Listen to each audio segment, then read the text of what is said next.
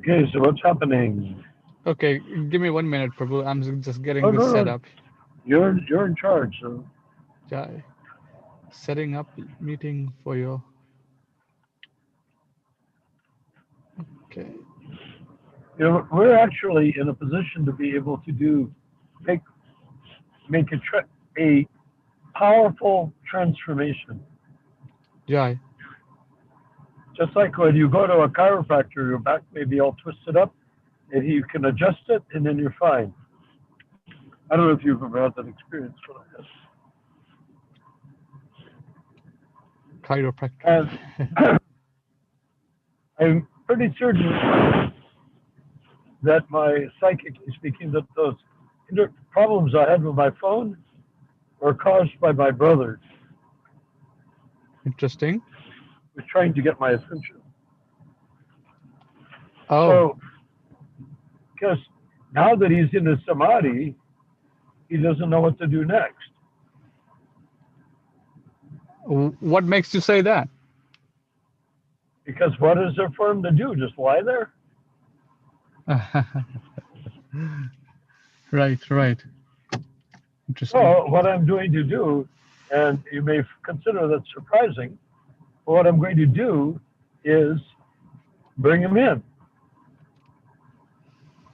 Jai, let's bring him in. Yeah, through me, but I know him well enough, and we've had such incredible astral experiences. He, you see, he was always very snooty and had a superior attitude towards me at all times. And the minute he left his body, that feeling of being beset went away. Hmm. That's just between you and me, I hope. Okay, the the outcome of that is that in essence he reached a certain powerful, I hesitate to use the word perfection, but it had elements of perfection about it, of what we've been talking about. He was able to become introspective and aware of being the spirit soul. But now he's sort of Hmm. lost. So he's reaching out to his older brother for help. And so we'll give him help and he'll give us help. Does that make any sense at all? It does make sense. In this sense, yes. There's no limit. The body is not the limiting factor. Hmm. Right. I mean, how could it be? Right. It's only at the grossest level of material consciousness do we consider the body to have any independent power whatsoever. Hmm. Otherwise, why do we have? I mean, how can we even think that? Because the mind controls, the thoughts control, consciousness is there, and the body is really has none of those things. None. And we gave an example before that if you sit on your leg, in class and you're paying attention to the speaker, if that speaker is Prabhupada particularly, and you're sitting on your leg, then the class is over, you want to get up, and you can't because your leg has gone completely numb. Then it starts Hmm. tingling like crazy. Right. Why? It is blood coming back into the leg, Mm. and the consciousness is being carried through the blood because consciousness is picked up when it goes past the soul in the heart, and the gummy blood from the veins becomes the powerful arterial blood and goes out and churns through the body, bringing it the perception of consciousness. Mm. So when we withdraw the senses, this is the powerful statement in the Gita. Withdrawing the senses from the object of the senses is not just a yogic thing that you do while standing on your head. Withdrawing the senses from the objects of the senses means that you withdraw your mind from your body. Hmm. Right. so that your mind is no longer uh, infused into the body. Therefore, the body no longer experiences consciousness as a projection of the mind. And we can say, "What about me, my body? Oh, I like my body. I'm in my body. I don't have any problem with that. But why do I have to withdraw from my body?" And the answer is very simple, and nobody will get it, and nobody cares to get it. You have to withdraw from your body because when you take your next birth, it'll be a different body, and then you'll be soaked into that one. So what if you were once a dog or a cat? You're not a dog or a cat now. You're not thinking about all the things that concern dogs and cats when you were one, right? So why can't we let go of the idea that the one we're in is just as temporary as the ones that we were in before? We were in so many thousands, hundreds of thousands of bodies since we left Krishna Loka. It's not just one or two. And because of that, we need to be able to understand that just as we are no longer running through the grass wagging our tails like dogs,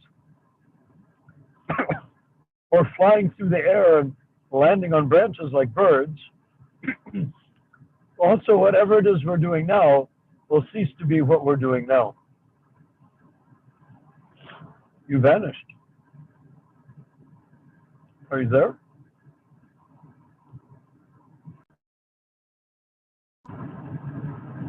Yeah, I got you back there again.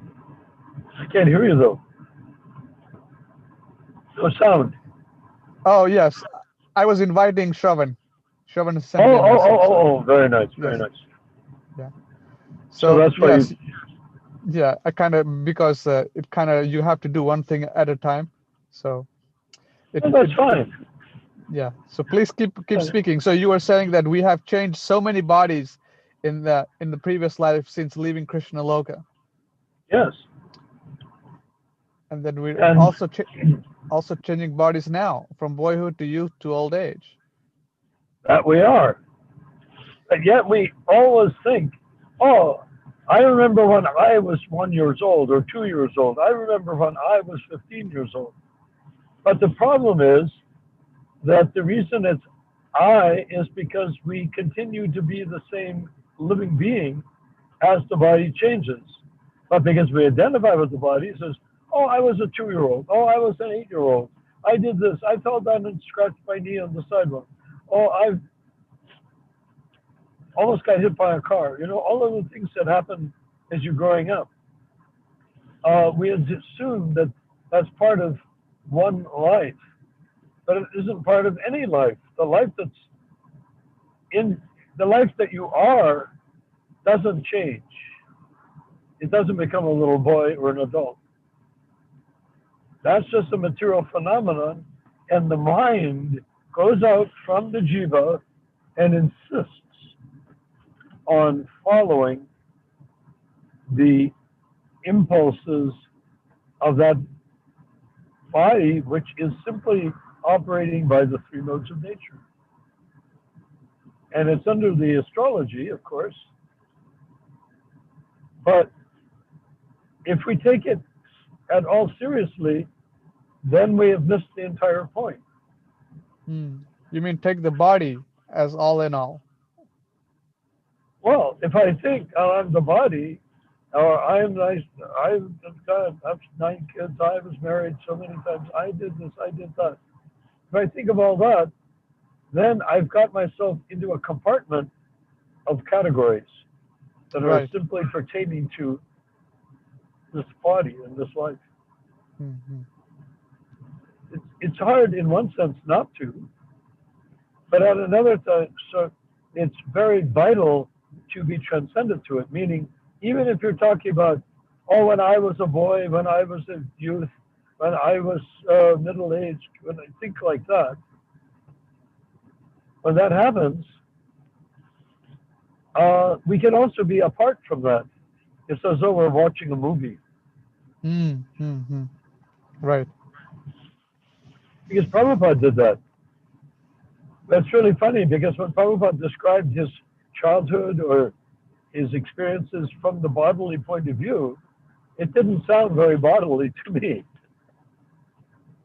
But yet he was talking about this age, that age, that age, in this particular body, that in that particular age that he had at that time. Right. Right. So how do you explain it? Because the phenomenon is there, but the question is that me? If I can see that it's happening, that's fine. If I think that it's me, then that's not fine. That's actually a disaster. Mm. So we should not identify with that, meaning that one should have a higher realization that this is occurring because of the changes of time. The Oh, yes. time is acting on the body. The time is not acting on the soul. Yeah, thank you. Keep going. No, go ahead. You go ahead. I like that. That was really choice. Yeah. So the time is influenced by the three modes of material nature, and it's acting on the bodily. And when we think with this body, it entraps us. Okay, like you said, the box or these categories. Okay, I'm this, I'm that. But this conception of realization, it's a very high realization. Well, it's a Brahman realization, isn't it? Oh, to understand that you're not the body? Yes. Well, yes, you can say that, Brahman, yes. That Brahman realization, remember, takes us to the Kanishta Adhikari. Yes. So if I realize that I'm spirit soul, and anybody who's a Kanishta Adhikari can understand that, but how does he experience it? That's the trick. Right, right. So on the level of Brahman realization, he realizes that he is spirit soul. And what is the next realization?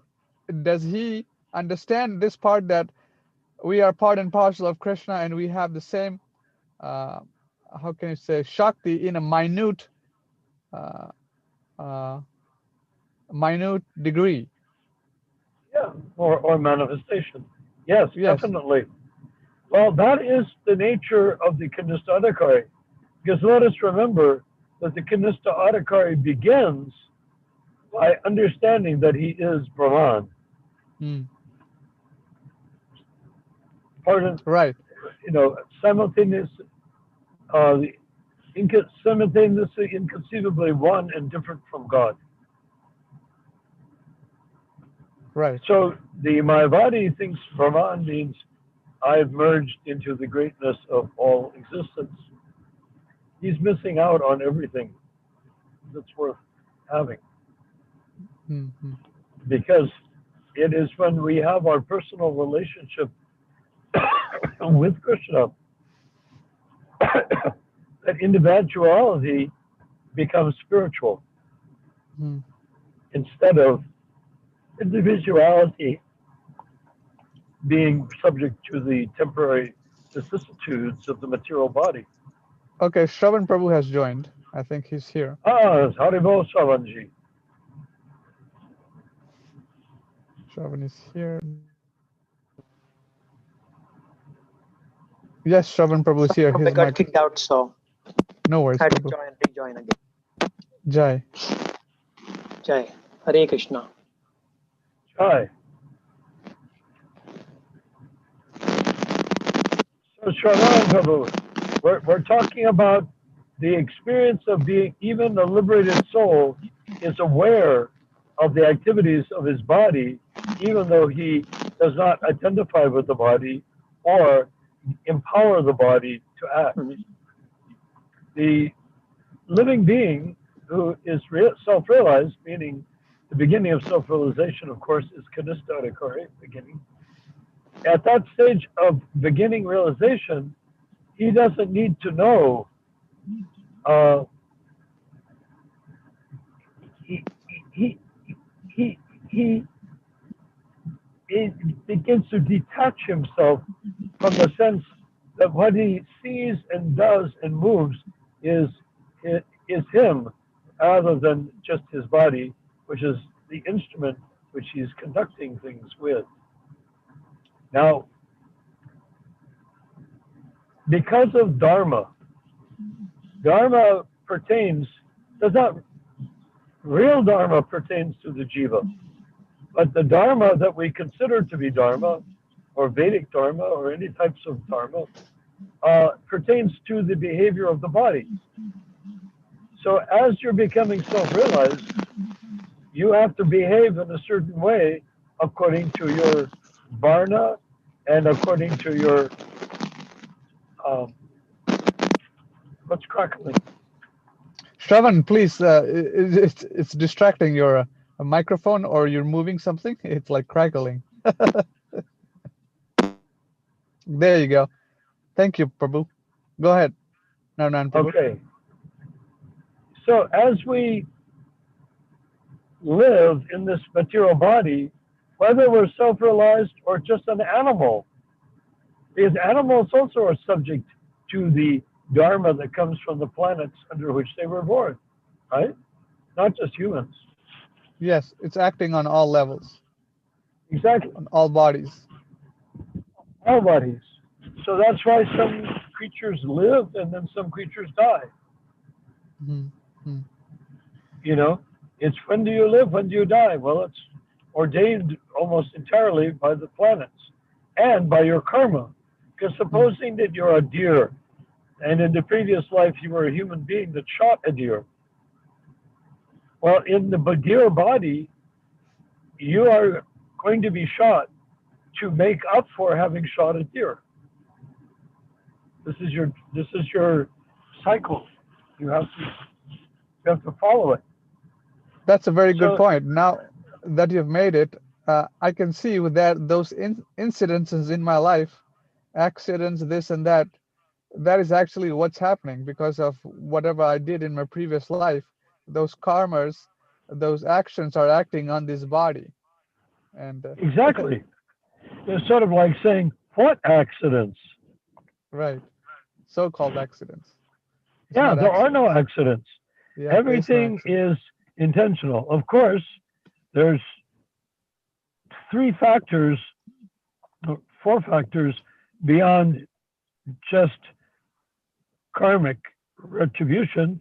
There is the fact that you can act in sattva, raja, or tama.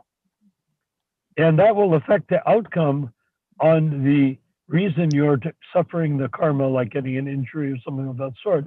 That's within the context of what you've done to someone else. You've harmed someone. Now you're being harmed.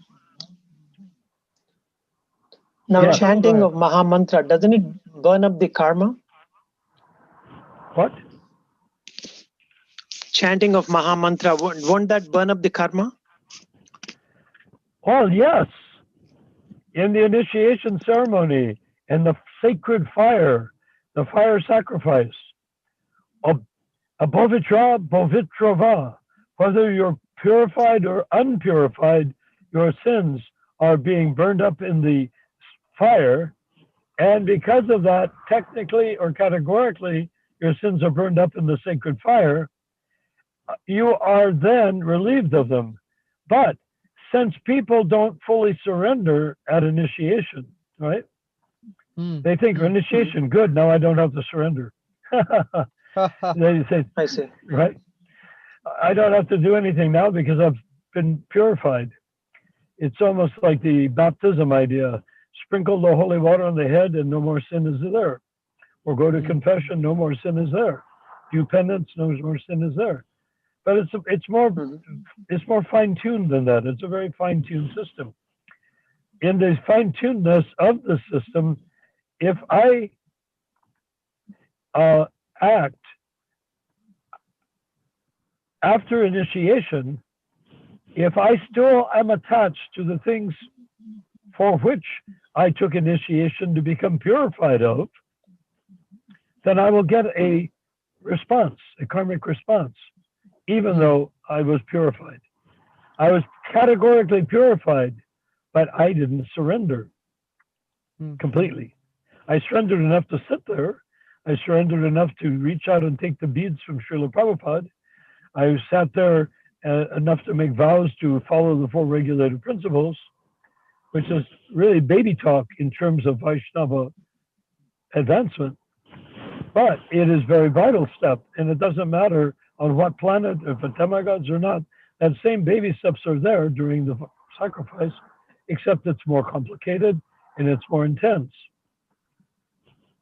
Because if you're on a higher planet, when you take Diksha, you're dealing with so many knowable factors in your conscious existence, right?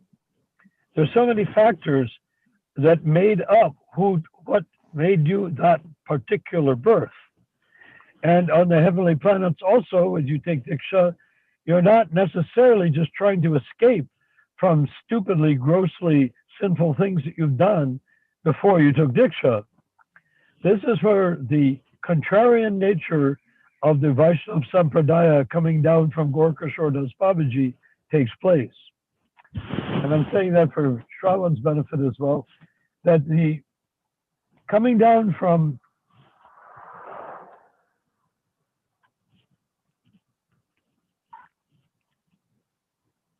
what was I saying?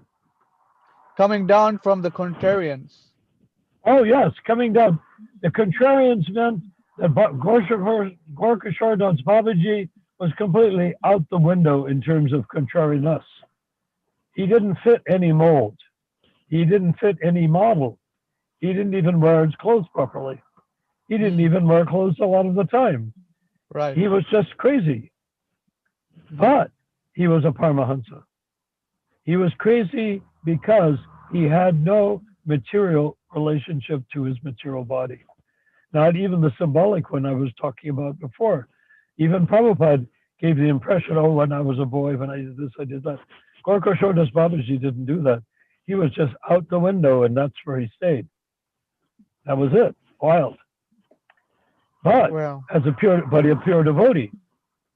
Now, Prabhupada is a pure devotee that could act as a civilized gentleman in his so-called Indian body.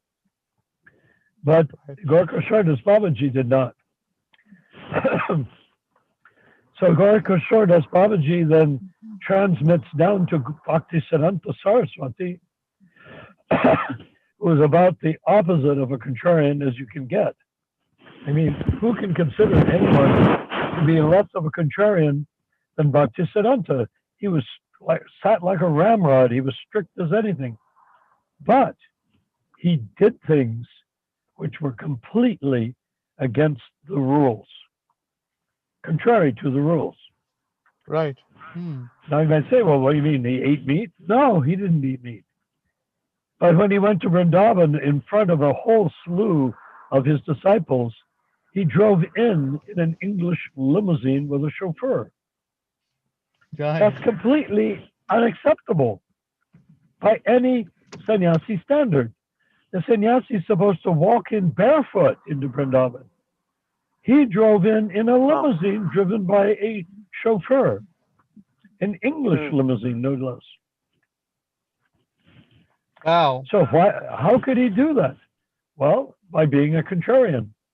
But he sat like a ramrod in the limo.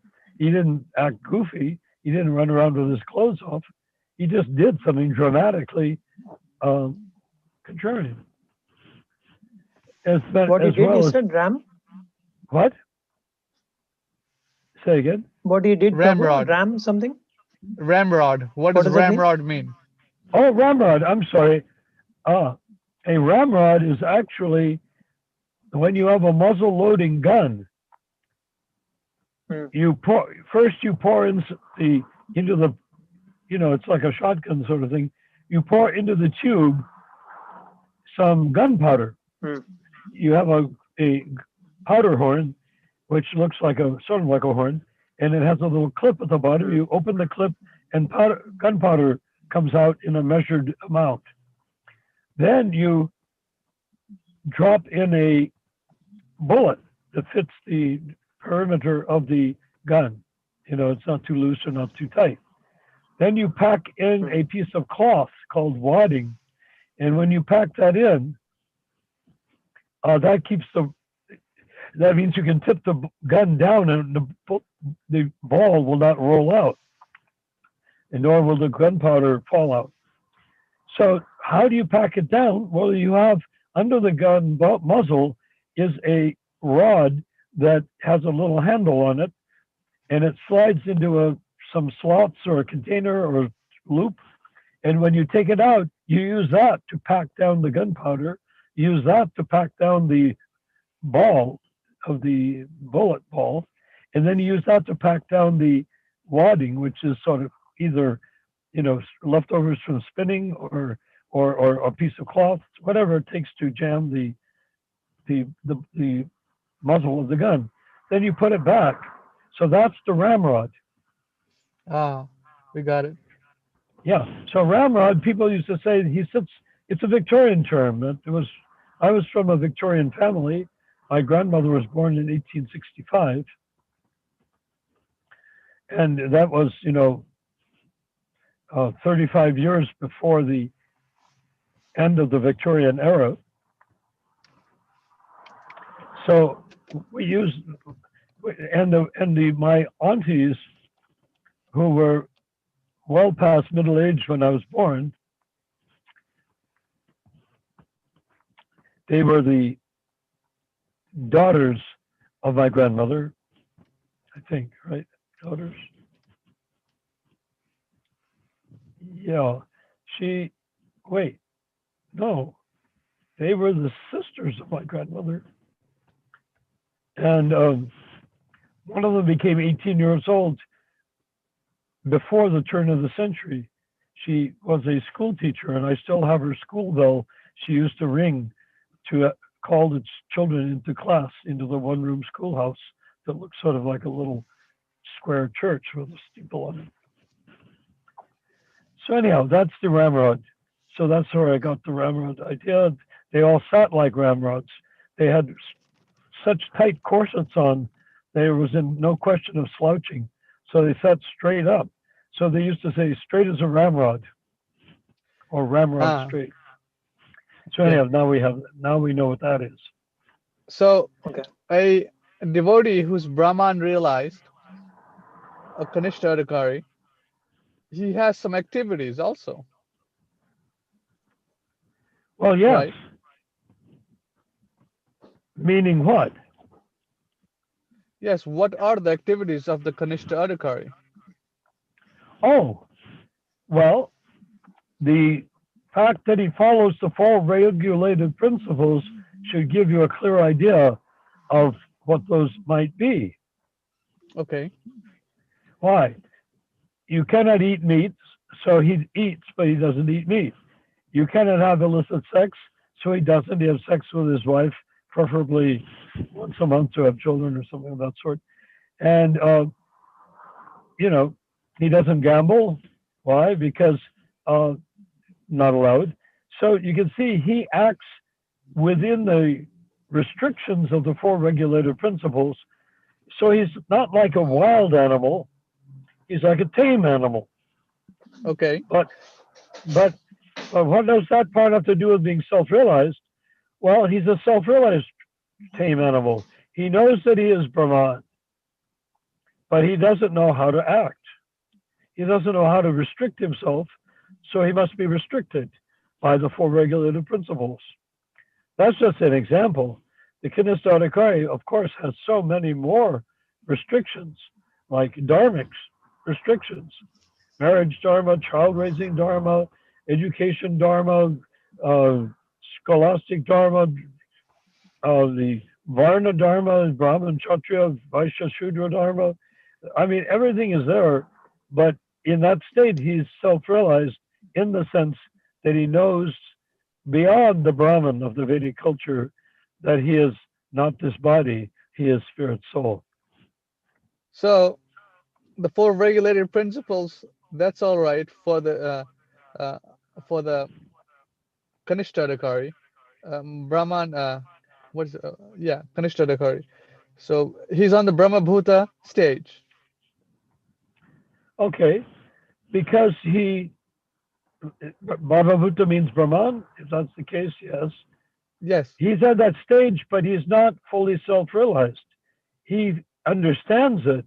He lives it. Just like, if you really want to know what a Kanishta Adhikari is like, go to an ISKCON temple. They're all if they're at all faithful, following the principles, etc., then they are basically Kanishta Adhikaris. Does that make sense? Now, don't they have to be realized that they're not the body to be a Kanishta Adhikari? Yeah, if you go into most ISKCON temples and ask them, I used to do that at New Dwarka 10, 15 years ago. And I would just go up to somebody, devotee, senior devotee, it's been there forever. I'd say, do you believe that you have a soul? And he looks at me and says, of course I have a soul. He's like, how can you insult a senior devotee by implying that he doesn't have a soul? Right. And I look at them frankly, and I said, well, Shravan's heard me do this a million times. You are so. Yeah. He said, well, I don't have a soul. They look at me. Nara Narayan, senior devotee, carved the Jagannath deities, built the temple, illustrated the books, and a whole bunch of other things too. Built Rath Yatrikars, carved Jagannath deities, whatever. I did all those things. You don't believe you have a soul. Like, the world has come to an end. Nara Narayan has given up the faith that he did consciously or subconsciously inspired us all to be devotees. Actually, right? If I built a temple, it helped people surrender to Krishna. If I carved the deities, it helped them worship Krishna. So I built Rath Yatra, it drove them nuts, following Krishna. So they said, Nara Narayan has given up. Oh my God. And they look at me, what do you mean? You don't believe in the soul anymore? I said, I did not say that. I am the soul, and I have a body. I do not have a soul. Listen to every lecture by Prabhupada. At the end, he always says, you are not this body, you are spirit soul. If you listen to the end, if you don't fall asleep towards the end, you'll hear him say that.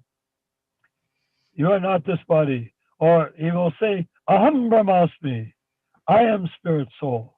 He says it in his lectures to the neophytes, who after 10 or 15 years continue to be the same neophytes they were when they went in to hear him in person or just lectures. They still think, I have a soul, even though Prabhupada says, I am the soul. They don't catch that distinction. So, when Srila Prabhupada was present and devotees were very fired up doing services to Srila Prabhupada, were they uplifted to the Kanishta platform or Madhya platform, or they were? No, there's no Madhya platform. No Madhyam platform. Okay. Kanishta Adhikari platform. But remember what I was describing about the nectar of devotion, about that phenomenon called para attachment. Yes. Dr. Ronald Singh, you might look that up in the nectar of devotion about para attachment. Okay, I'll look that up. Yes. And read it at some point, because it's a fantastic thing. You get caught up in the moon-like rays of the pure devotee. You're caught up, like, supposing I go out in the moon and I'm a druid or something and I take some peyote or whatever druids take to go out in the moon and dance. You feel yourself being pulled up by the moon. But are you? I see. No, it's just a feeling that you are. Okay.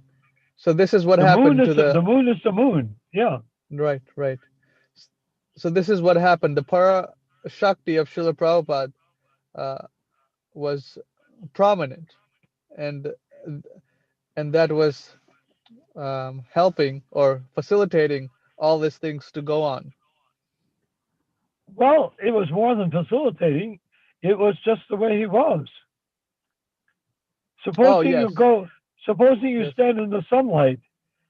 Well, you can say the sunlight is facilitating plants growing out of the moist soil. The sunlight is giving people sunburns. The sun is Right. dispelling darkness, but that's not what it's not doing those things. The sun is not doing any of those things. The sun is simply being the sun, Right. and suns shine. The suns emit sunlight, and the sunlight shines. And it's not like I'm going to go and take that person who didn't put on suntan lotion and burn the heck out of their back. No, the sun just does what the sun does, and the Pure person that devotee. he's Right. yeah I understand. yeah. Well, a great devotee. I don't know pure devotee, but if the person gets burned on the beach, that was their irreverent relationship to the sun. They thought, I can get this nice suntan, I can bask in the sun and nothing bad will happen. Well, why don't you understand the nature of the sun? The nature of the sun is that there's so many UV rays, etc., that if you're particularly without the cover, what is it called, the cloud cover that protects us from UV rays, that the sun.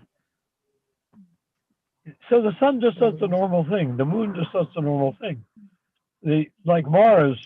Is a pastime, Prabhu? If you come under Mars and you get beaten up by somebody, that's not the fault of Mars. It was your karma for being born under Mars. So go ahead. There is a pastime about Sati Anasuya, and she was a Pativrata, right? So one of the greatest of Pativratas. And then in the ashram, even though it was super hot everywhere, but in the ashram it was perfect. The sun was very mild, and the wind blew gently, and so on. And basically, all the demigods are conscious of her presence, and then made the environment appropriate. Yes. That is a benediction from the demigods. Just like in Kali Yuga right now, we have so many storms all over the Caribbean and whatnot, destroying everything in their path, stuff that's already practically destroyed to begin with, shacks and whatnot, and it's blowing them all to pieces. Well, that is because of the impious deeds of the people who live there on the earth, not just there, but all around there too. And what you're describing is the demigods did not create harsh wind. They did not have hot sun. They did everything according to the piety of the persons that they were protecting. Does that make sense? Yes.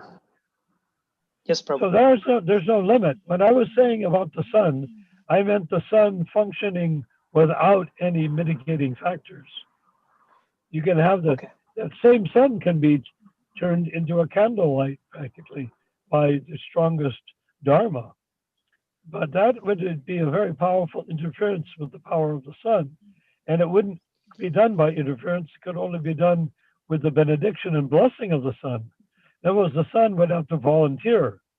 It's not like the sun was suddenly smacked on the face and said, no, don't be so hot.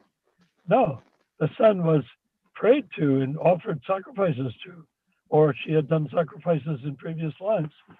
And as a result, had earned a relationship to the sun that was not one of harsh sunlight. Right. Does that make sense? That's the truth. Yes. Yeah. I'm not interested in right or wrong. I'm only interested in truth.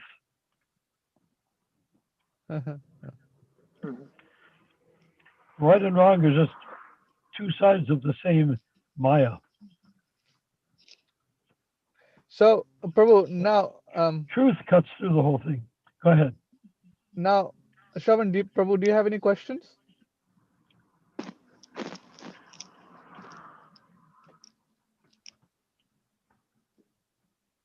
Probably. I mean, nothing about what he was talking about. You what? Nothing. What I mean, about I it? don't have any questions regarding what you were Uh, discussing about. okay. Oh, S- you're I mean, So can you're I ask any okay. question or? I thought you said you understood nothing about what I was talking about, and I thought maybe I should. Uh, You know, uh, I doesn't. I kind of somebody wake understood, but I Shravan. haven't assimilated. Wake Shravan up. He didn't understand. No, you understood everything perfectly, right? I don't know if I understood perfectly because it hasn't been assimilated in yet, right? Oh, So, well, the thing about perfectly is that it penetrates through anything that might not understand, any factor in our conscious system mm, might not understand.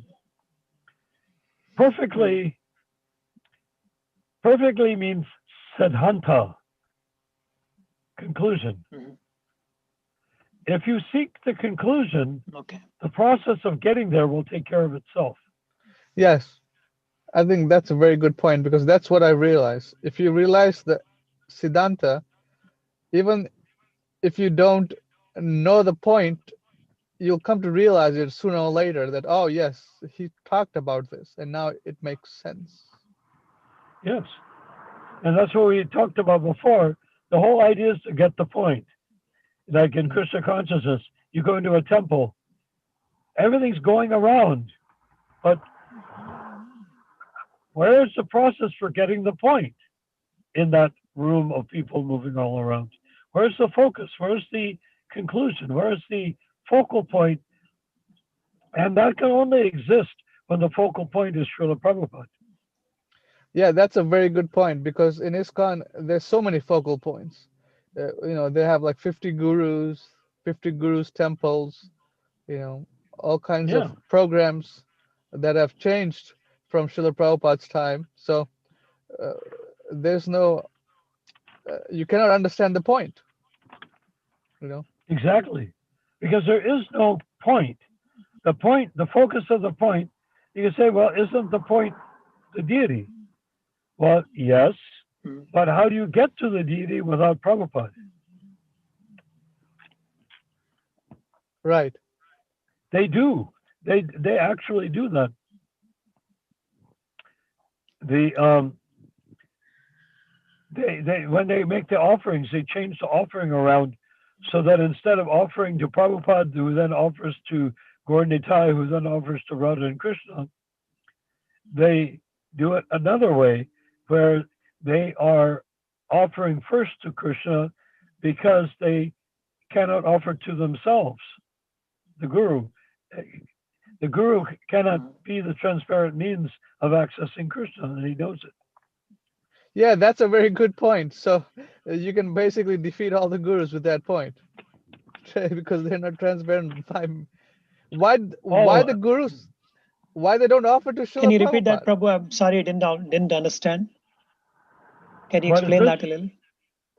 What are you saying? Can you explain it? I didn't understand. Oh, well, when you I make did an not offering, understand. then the offering is done Okay. in stages. You do realize that when we Okay. worship, like Rukmini Dwarkadish or Rukmini Mm, Landanishwara, I mean Radha mm, Landanishwara, that these deities are in the threefold bending form of Krishna in the pastimes of Radha. But mhm, we are worshiping them with awe and reverence, formal worship. The altar is not a Vrindavan field or garden, is it? The altar is palatial. It's mm. got It's more like Vaikuntha. thrones. Yeah. Yeah, Vaikuntha style, Mm, thrones. And the pujaris come there in very formal style. You don't find in the forests of Vrindavan people coming up and performing arti to Krishna when he's playing with the cowherd boys in the field. No, but on the altar of a mm, temple in our Vaishnava Sampradaya, not just starting with Prabhupada, but way before, uh, we are worshiping because if we tried to worship Radha and Krishna, oh, supposing we came there and my finger is holding the bowl of dal and it slightly slips and touches the surface of the doll, and I take it out and wipe it off with my dhoti or my cloth, if that was Radha and Krishna, I would be dead. You cannot commit that level of offense in the presence of the Lord. Every slightly nano gesture, nano movement, nano expression, nano everything, step by step by step by step, has to be perfect. Even on the lowest level, things are perfect, but they're not quite as refined. At the lowest level of the lowest level of the gopis, say. But as you go up the hierarchical structure of the gopis, the room for making even the slightest error, or it's not that they make errors, but it gets more complicated, more complex, more refined. So by the time it gets up to Radha and Krishna, and the offering is coming to them, or the pastime is coming to them, it is so completely intricate that one slight error, it would be doomed. So we cannot pretend to be able to feed Krishna the way the gopis can feed Krishna. We can only offer to, with awe and reverence to Lakshmi Narayan in the form of Radha Krishna. So to answer Shravan's question, there's a process by which it used to be, you offer to Prabhupada, Prabhupada offers to Gaur Nitai, and Gaur Nitai offers to Radha Krishna. So how they do it now? They have got to do it in reverse, because they offer first to Gaur Nitai, because the gurus, if I have this right, I could be mistaken, but because the gurus cannot offer to Gaur Nitai. They are not, so they offer to Gaur Nitai and then to the guru afterwards, because he sort of like gets the prasadam from the offering, not that he's the cause of the offering. I may have that slightly mistaken. I knew it perfectly at one time, and if I am mistaken, I'm ready to be stand corrected. But it's very similar in principle. No, but the thing is, if you have a Diksha Guru in ISKCON, according to our Sampradaya, is that you must offer it to him first. And then, because he's the Guru, he offers it to the predecessor acharyas or the deity. But in this case of ISKCON, the Gurus are themselves not realized. So who is the disciple offering to? He's offering it to Srila Prabhupada. Because he is actually offering it to his guru, and that's as far as it goes. That's it. And the guru eats it. Yeah, of course, because the deities are merciful. Lord Chaitanya is merciful. Gaur Nitai is merciful, and Prabhupada, of course, is merciful. If they offer to their guru with the intention of offering to Krishna, the intention of offering to Krishna is recognized. Yeah. And it's accepted, but not to the powerful degree that it's accepted if it is done properly. Yeah, the Siddhanta is not proper. Yeah, exactly. So, but there's some effect. It's always some effect. Yes, of course. Yes. Just like some effect. When a person, look at what happened when they disobeyed the direction of management. All of those men were technically no longer disciples. This can be made public. We need to put it in print as well as in the words. They ceased to be disciples of their guru that they had accepted, namely His Divine Grace A.C. Bhaktivedanta Swami Prabhupada. But Prabhupada treated them like disciples. They worshipped them as though they were disciples. The fact that they were actually disconnected by their disobedience is something that was not, okay, oh, he just overlooks everything. Prabhupada just overlooks everything. Well, that's not exactly true. It's not that he overlooks everything. He made it seem like, there's a question in Sanskrit of, in English, Prabhupada says attachment, And then there's para attachment.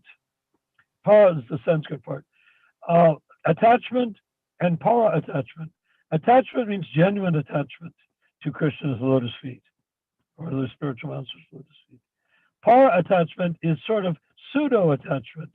It's like sentimental attachment.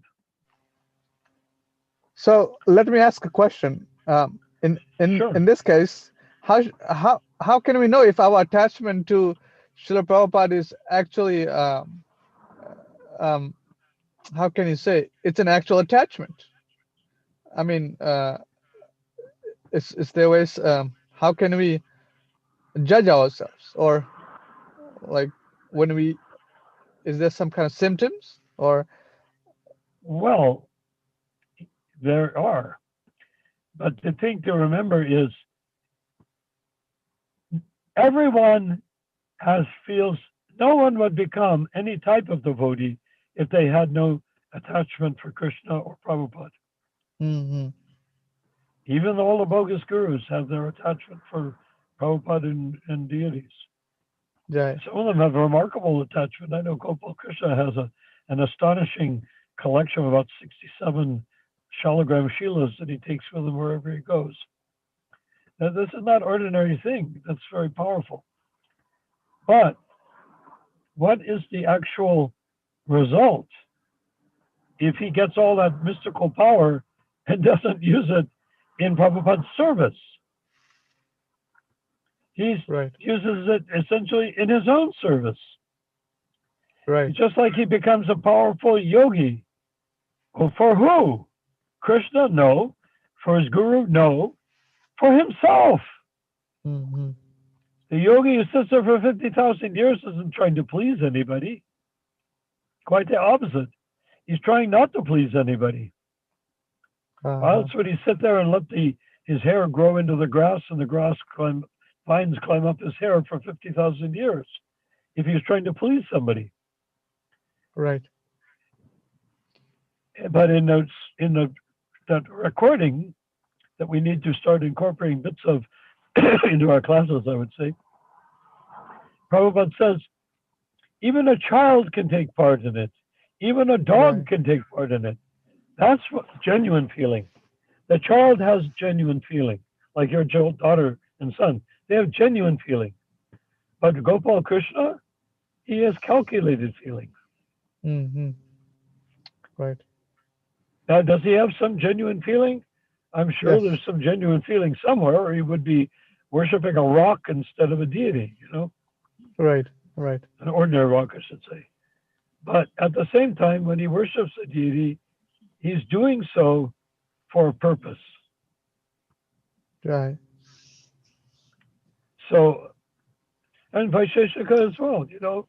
I think Vaisheshika is a very nice guy. He's very sincere. He's very loving, very devoted, but motivated.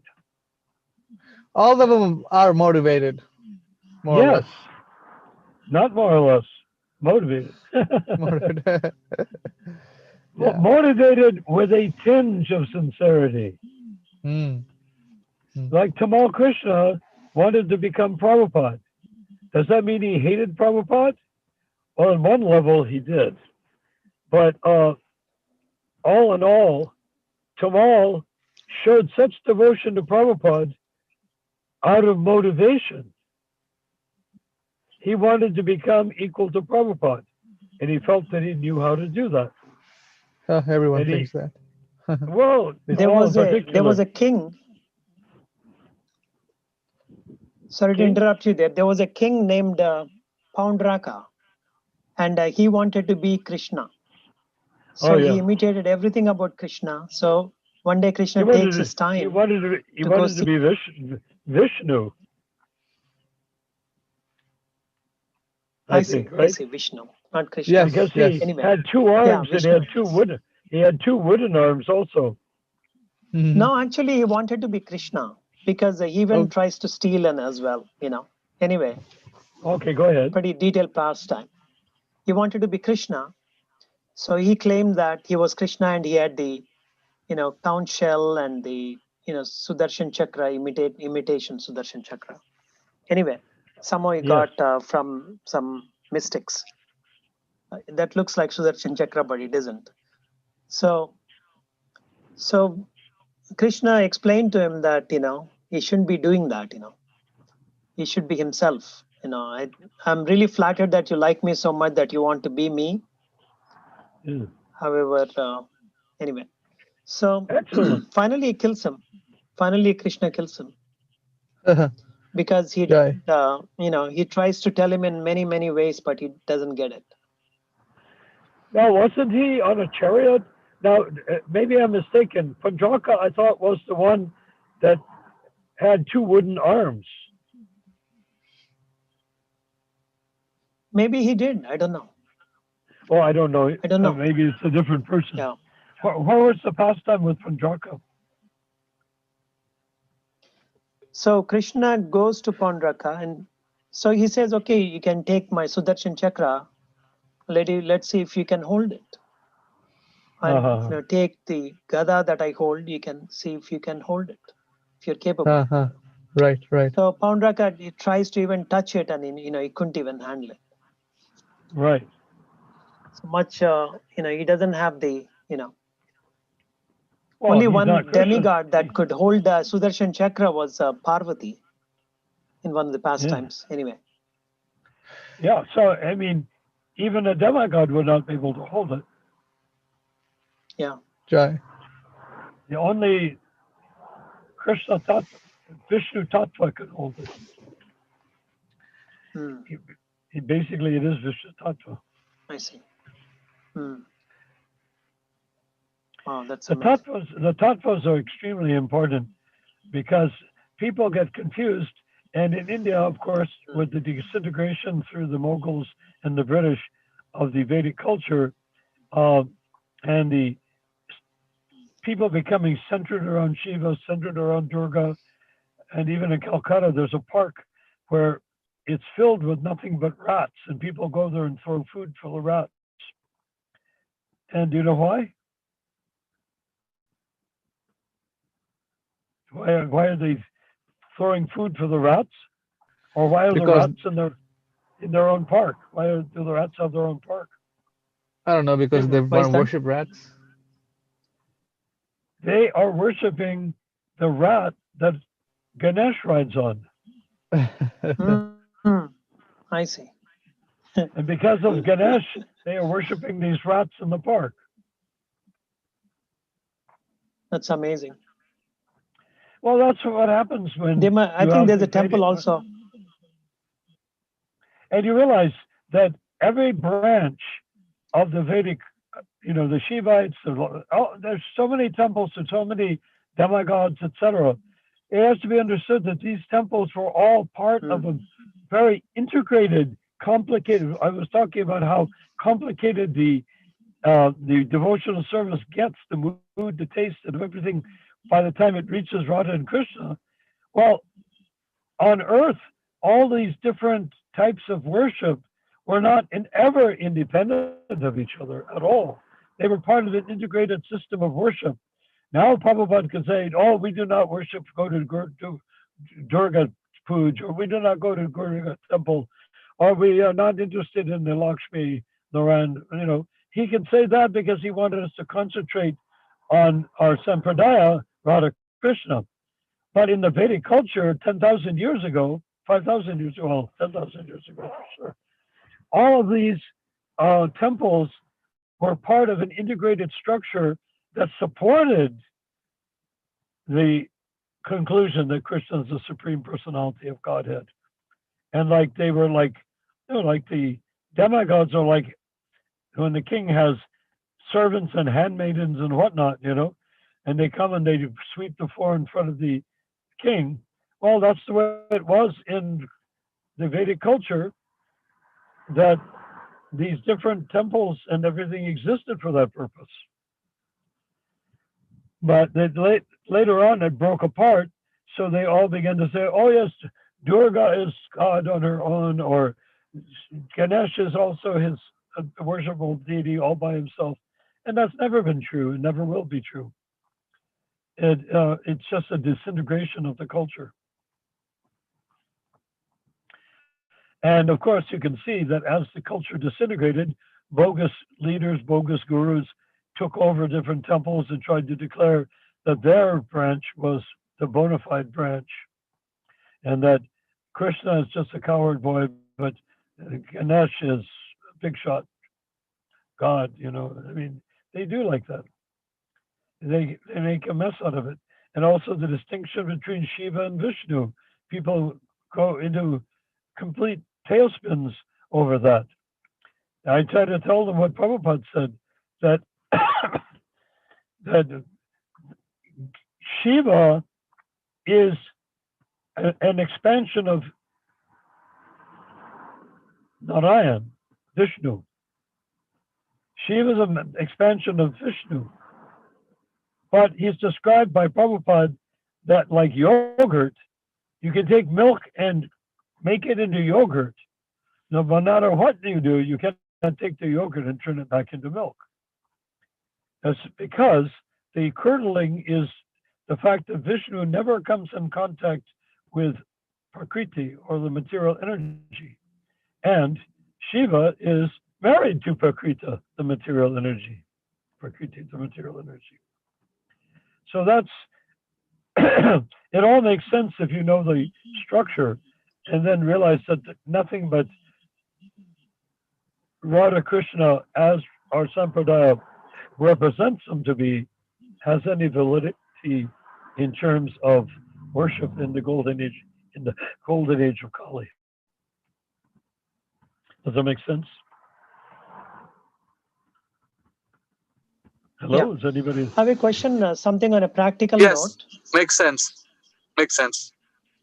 Right now, Go what ahead, is Shravan. happening in ISKCON is, what's happening in ISKCON is they are trying to hurry up and get initiated. Now the movement is basically, when you come in, okay, there's basically they'll indoctrinate you, and then within 6 months you have to take an diksha. That is the new rule now. And Well, that's the way there's it was one at kid, the he's really beginning. sincere and nice. Huh? So my question is, sorry. how do you move them out of this thinking? How do you move people that they should not be taking bogus gurus? The reason why they're doing that is that's what Prabhupada did. Naturally, when all of these hippies and people that were homosexuals and lesbians and never took baths and everything would come to the temple on 22nd Avenue, well, the first thing they wanted, Maharishi being around the corner, the first thing they wanted was to take initiation. So Prabhupada made them wait 6 months to take initiation. It wasn't like they were being induced to take it. He kept them from taking So now initiation. what they're doing is not making them wait. They can take anytime they want, but they should not take more than 6 months. That's what they're trying to do. They're doing that's simply because they want more they're manpower. rushing them up before they figure out. Yeah. Yeah, it's like if you're going to be drafted into the military, you can't take 2 years to get drafted. You have to go there and shave your head and get into your fucking uniform, and then you go to fight. You're not doing this for you. You're doing this for them. What benefit does the devotee have to take initiation in 6 months? Or at all? When I meet devotees that are reluctant to take initiation, I say, good, don't. Just concentrate on Prabhupada. Me and Shravan, we have been reluctant for forever. I'm sorry? I said, me and Ronald, Shravan, we never took the guru because we were not sure. Yes. Yeah. Well, now you know you can take to guru and you can be sure. I took the same guru, so I can tell you it's not a bad idea. Jai Srila Prabhupada. Yeah. Yeah, Prabhupada. So now, do we have to do a fire sacrifice, or it's not necessary for Prabhupada? Well, put it this way. The fire sacrifice is not a Catholic baptism. The fire sacrifice, as I quoted earlier, Abovitra Bovitrava. This is a way that the fire, the sacrifice is performed by the pujari, by the ritvik, or by the guru, one or the other. And usually by a ritvik, because the guru is busy doing something else. So that when the ritvik performs the fire sacrifice, you are given the benediction of releasing your sins into the fire. And, putting a banana there and all that stuff. This is the process of releasing your sins. And so, if you have a bogus guru, you're releasing your sins to the bogus guru.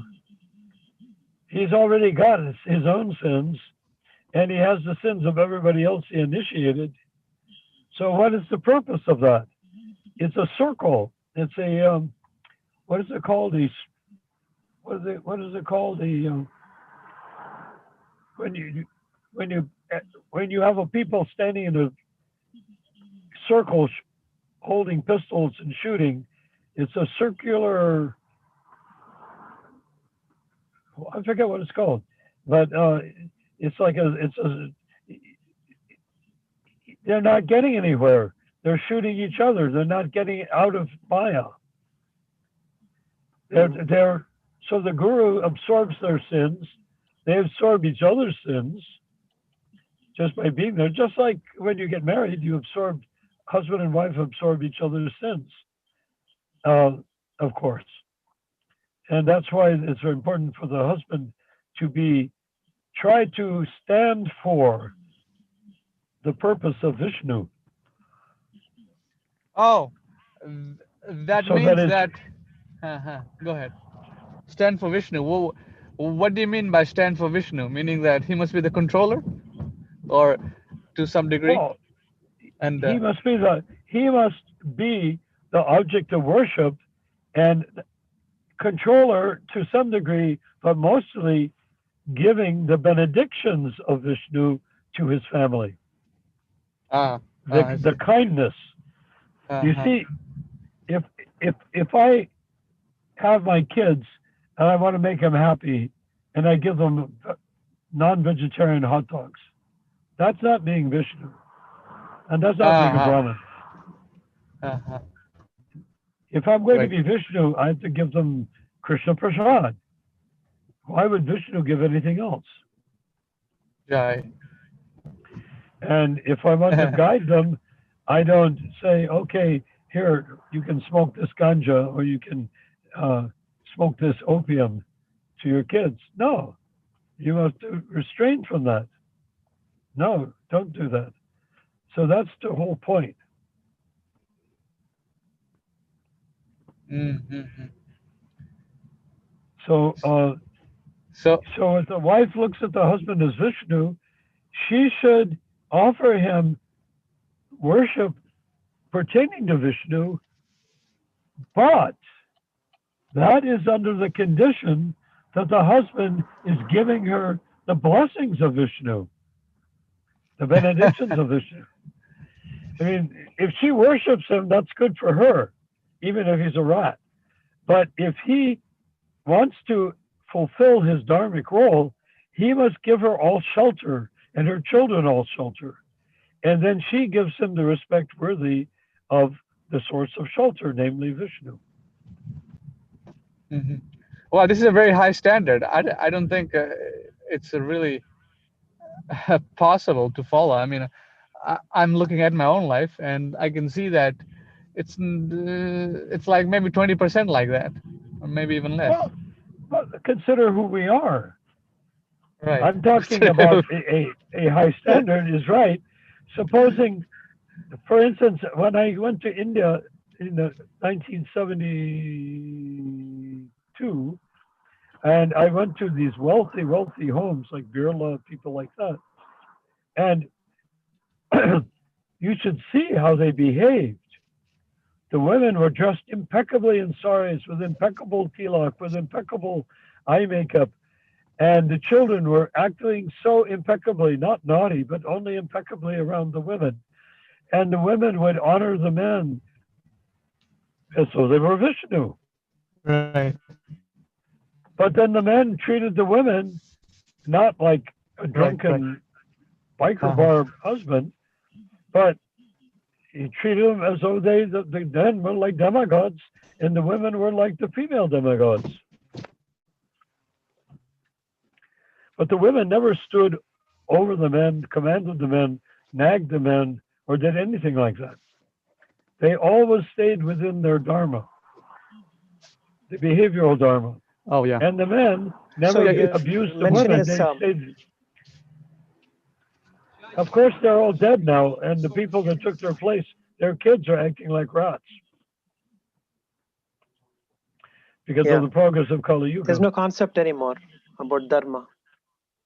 Well, it would work if you could work it. It works if you work it. And what Srila Prabhupada's goal was to take malachas and turn them into like demigods. Meaning that the men were like demigods, the women were like goddesses who worship the feet of the demigod that they're married to. He wanted that to be created, and we can create it. It's not impossible to create. In fact, by the Maha Mantra being chanted purely and without any offense, it's not even difficult. It's easy. Did I ever tell you, I said it's not difficult, it's easy? Do you want me to give you an absolute proof of what I just said? Is anybody there? Yes, Prabhu. Yeah, please. Not difficult, it's easy. I was sitting with Srila Prabhupada in the Acharya's house. The Acharya is the name of the family. They were airline pilots. And in Juhu.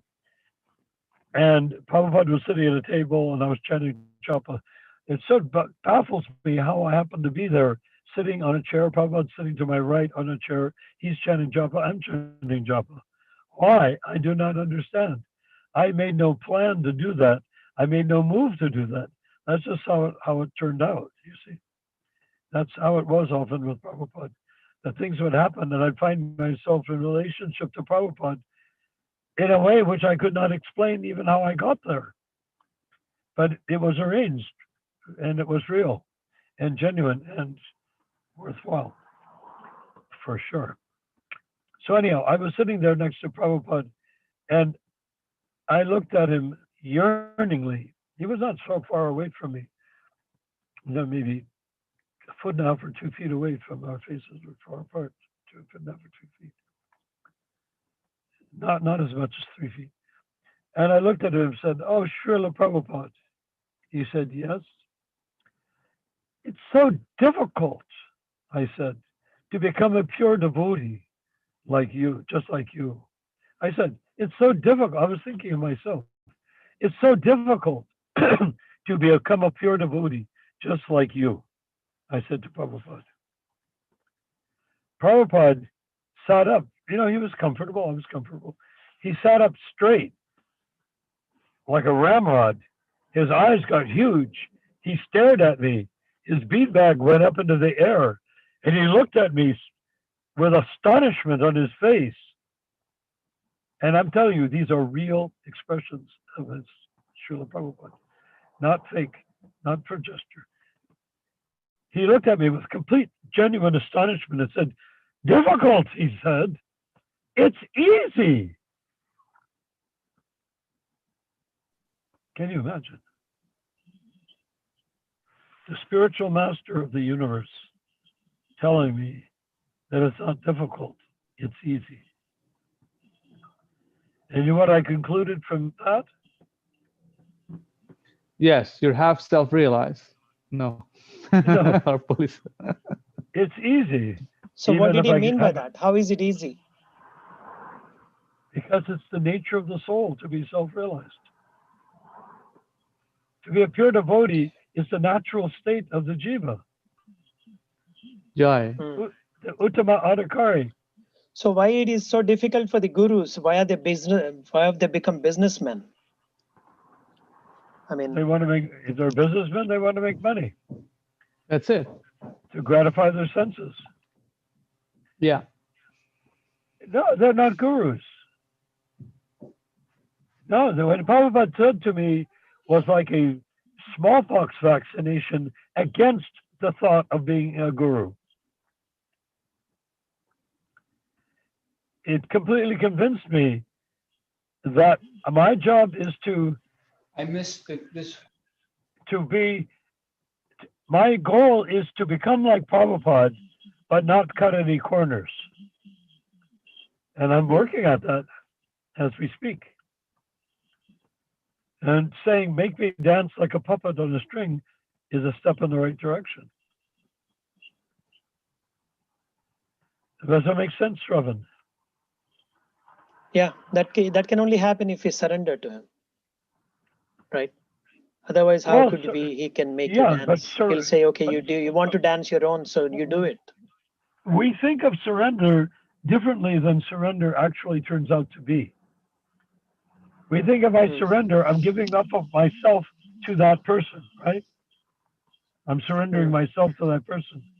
The actual surrender is you give up not being who you are.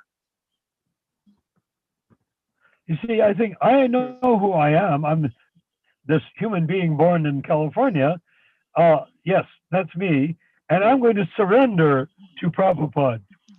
No, that's not surrender. That is, in a sense, an attempt at opportunism.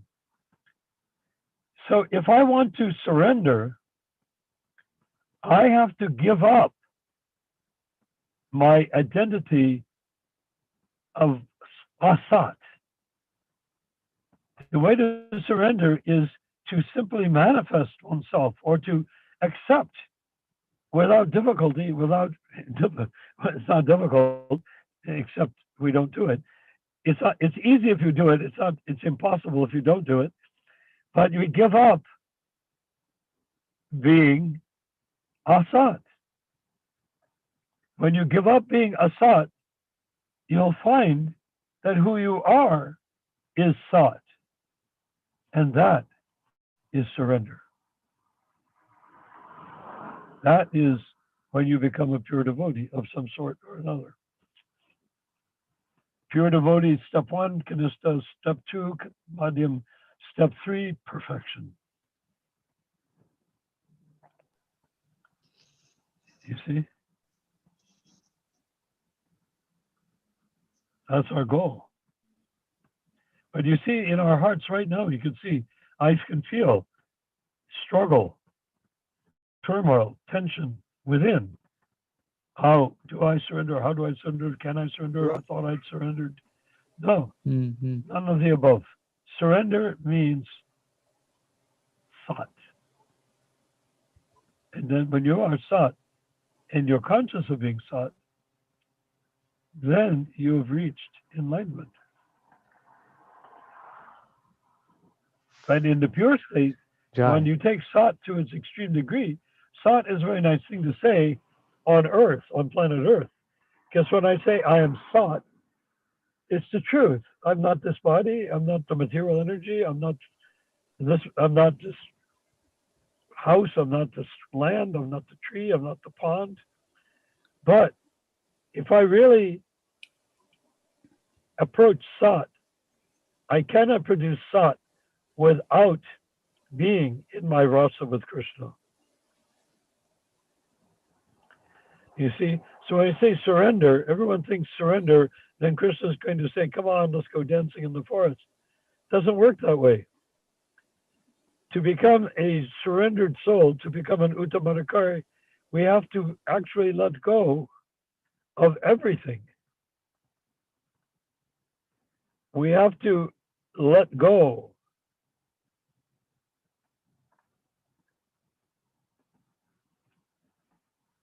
of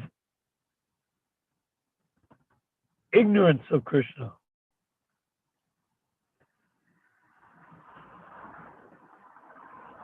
Does that make sense? Yes. I see Banu's picture of a deity, or it looks like Krishna's lotus feet. Is Hare Banu Krishna. there? Yeah, I'm Banu, there. Yeah. you're, Did you you're just there. join? I joined some 20 minutes ago. Okay, That's good. 20 amazing. minutes ago. Well, Banu, not knowing that we were there, we didn't beg you to ask questions or make statements or to offer your observation.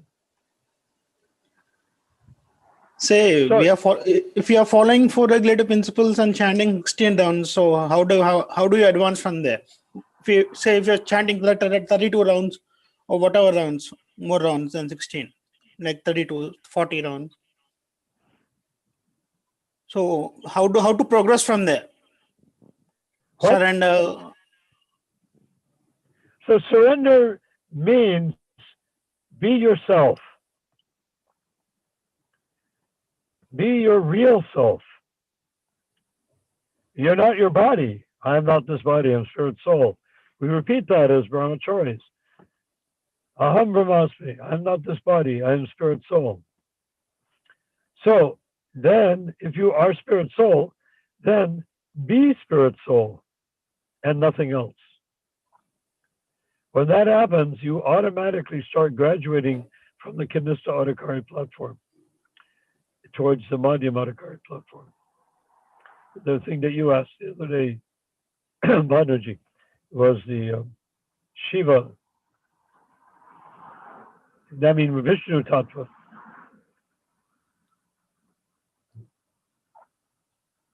And that's the next step. That's the Madhyama Adhikari.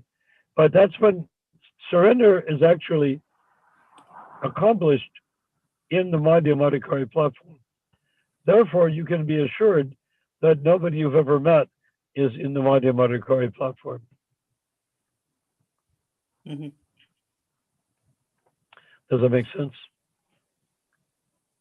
Where are you going to find someone who's a Madhyama Adhikari? In ISKCON Guru, no, he's not going to be a Madhyama Adhikari for many, many births, because right now he's spoiling his opportunity by being a guru when he's actually not even a Kanishta Adhikari properly. Or maybe he is a Kanishta Adhikari, but he's not gone any further. Depending on that shloka from the Nectar of the Instruction, that even the Kanishta or Madhyama Adhikari can offer initiation, followed by, however, the disciple will not be able to make much advancement under their insufficient guidance. So these guys, if they are gurus, Kanishta gurus, it's allowed, but the thing is that you cannot make advancement under their insufficient guidance. So what are you? You're like you're like you've got a brother, God brother that you worship, but he's no higher than you are. When you give your son's sins to him, he gives his sins to you. All of his disciples gives their sins to each other, and he doesn't deliver anybody.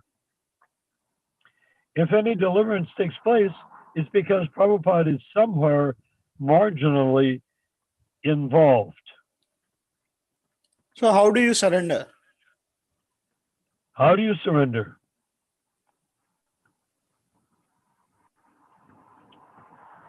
You surrender by not being asat. We have to let go of asat. Like in your body right now, can you see that your body is not sat? You can see it, right? It's not sat, is it? Your body. Yeah. It's asat. So you have to say, all right, I am not going to try to surrender my body.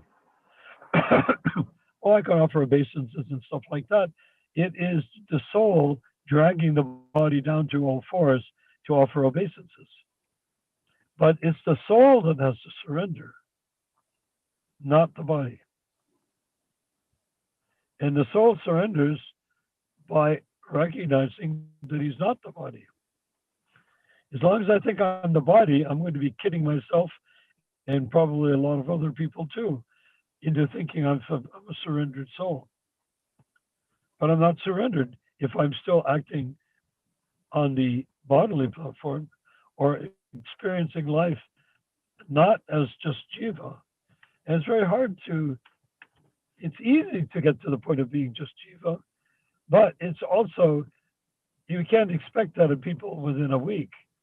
That takes, if we had really great kirtans, Prabhupada kirtans, people could actually become self-realized jivas in a week. Because when you're dancing the Swami step, so-called Swami step, dancing back and forth, what it does, when you do it next, just notice what it does to your heart chakra. When you swing your arms in one way and the other, the legs crossing over and crossing over again, the heart chakra is isolated. And it's the heart chakra that has the bands of steel around it to prevent us from loving and surrendering to Krishna. So that dancing and chanting in that Swami step clears the heart from the dust accumulated for years altogether and helps have a taste of the full nectarine for which always anxious we are. So you get that. So if you want that, then we have to create kirtans where people dance in ecstasy, not jumping up and down like monkeys or white elephants or any color elephants, but back and forth, Swami step with a pure Vaikuntha melody. It will transport people. There was a time when I was in charge of the Sunday program on Dwarka, and we had taken all the chairs. We had taken all the chairs out of what is now the temple room. It had all sorts of, church pew chairs in it. We took them out, and I was busy reinforcing underneath the floor, so there were patches of plywood over holes that I had cut. And we had people come in. We used to have like 500 people come in for the Sunday program, and we had kirtan. And the kirtan would be Prabhupada melodies. And this was after a whole complication where they had people chanting all sorts of bogus songs. Mangalananda's the guy that chants some bogus stuff. And so we were dancing back and forth, and I was playing Mridanga on the floor, not on the stage, next to an older man who had never been there before. And he was dancing the Swami step and chanting. And tears began to flow out of his eyes. This is a karmi. I doubt that I have no reason to believe he was a vegetarian. He started dancing and his heart began to open up. Heartbreaking experience, heart opening experience. His heart opened up and tears streamed out of his heart. That's where tears come from, out of his heart. They're not physically, but emotionally, they come out of your heart, through your eyes, through the nerves. And he was weeping while dancing. I never asked him any questions. I knew why he was dancing. I knew why he was weeping. But that was all occurred without Prabhupada being present, I think. And it was very, very, very ecstatic.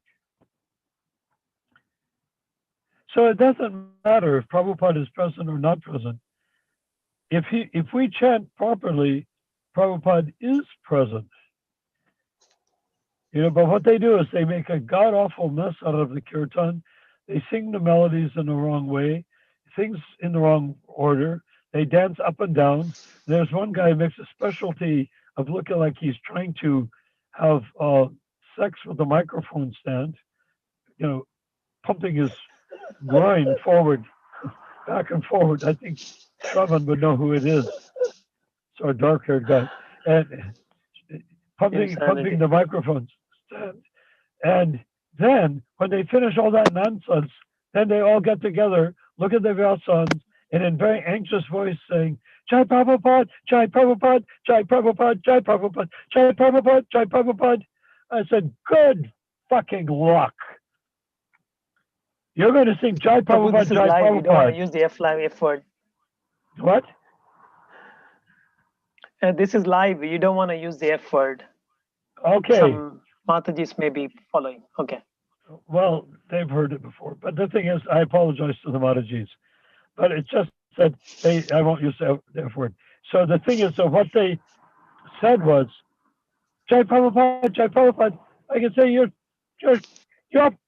trying to get a blessing after you've made a mess out of the kirtan, a mess out of the class, a mess out of the whole program. Everybody's made a mess out of it. And now you say, Jai Prabhupada, like, maybe that will make it all right.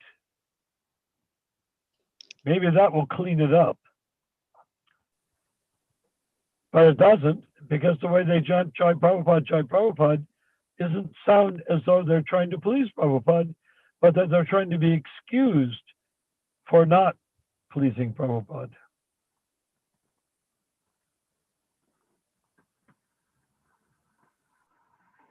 Does that make sense? Yeah. And by the way, I'm sorry about the F word. Yes, Prabhu. It was. No worries, Prabhu. No worries. I hope no one took offense, and I hope everybody saw that I wouldn't have said it if it wasn't absolutely appropriate in that situation. But because we have Matajis and the children, and then I apologize because sometimes people shouldn't hear things that intense about something, even if it's true. So, Jai Prabhu. So I have a question, Prabhu. So Yes. what is our knowing what's going on right now? Books are being destroyed, and what is our duty to do? I mean, should we just follow the best we can of Prabhupada and not worry about what these people are doing? The businessmen. Well, beyond that, and Dr. Ronald Singh and I have been talking about it seriously. It's not easy to talk about because it's like trying to swim into a tidal wave. It's a tough job, but at the same time, it's an easy job because the holy name of Krishna is easiest sound vibration that exists. There's nothing easier. The difficulty is in our own minds, our own hearts, and the association that we have with these guys that have made a total mess out of ISKCON. No, what we need to do is restore everything to its proper standard. In a temple atmosphere, we need to bring the standard there so people are weeping and dancing the Swami stuff and chanting the Prabhupada melodies and using the Prabhupada mridanga beats. And how do you learn how to do that? You listen to Prabhupada playing on a tape or on a recording.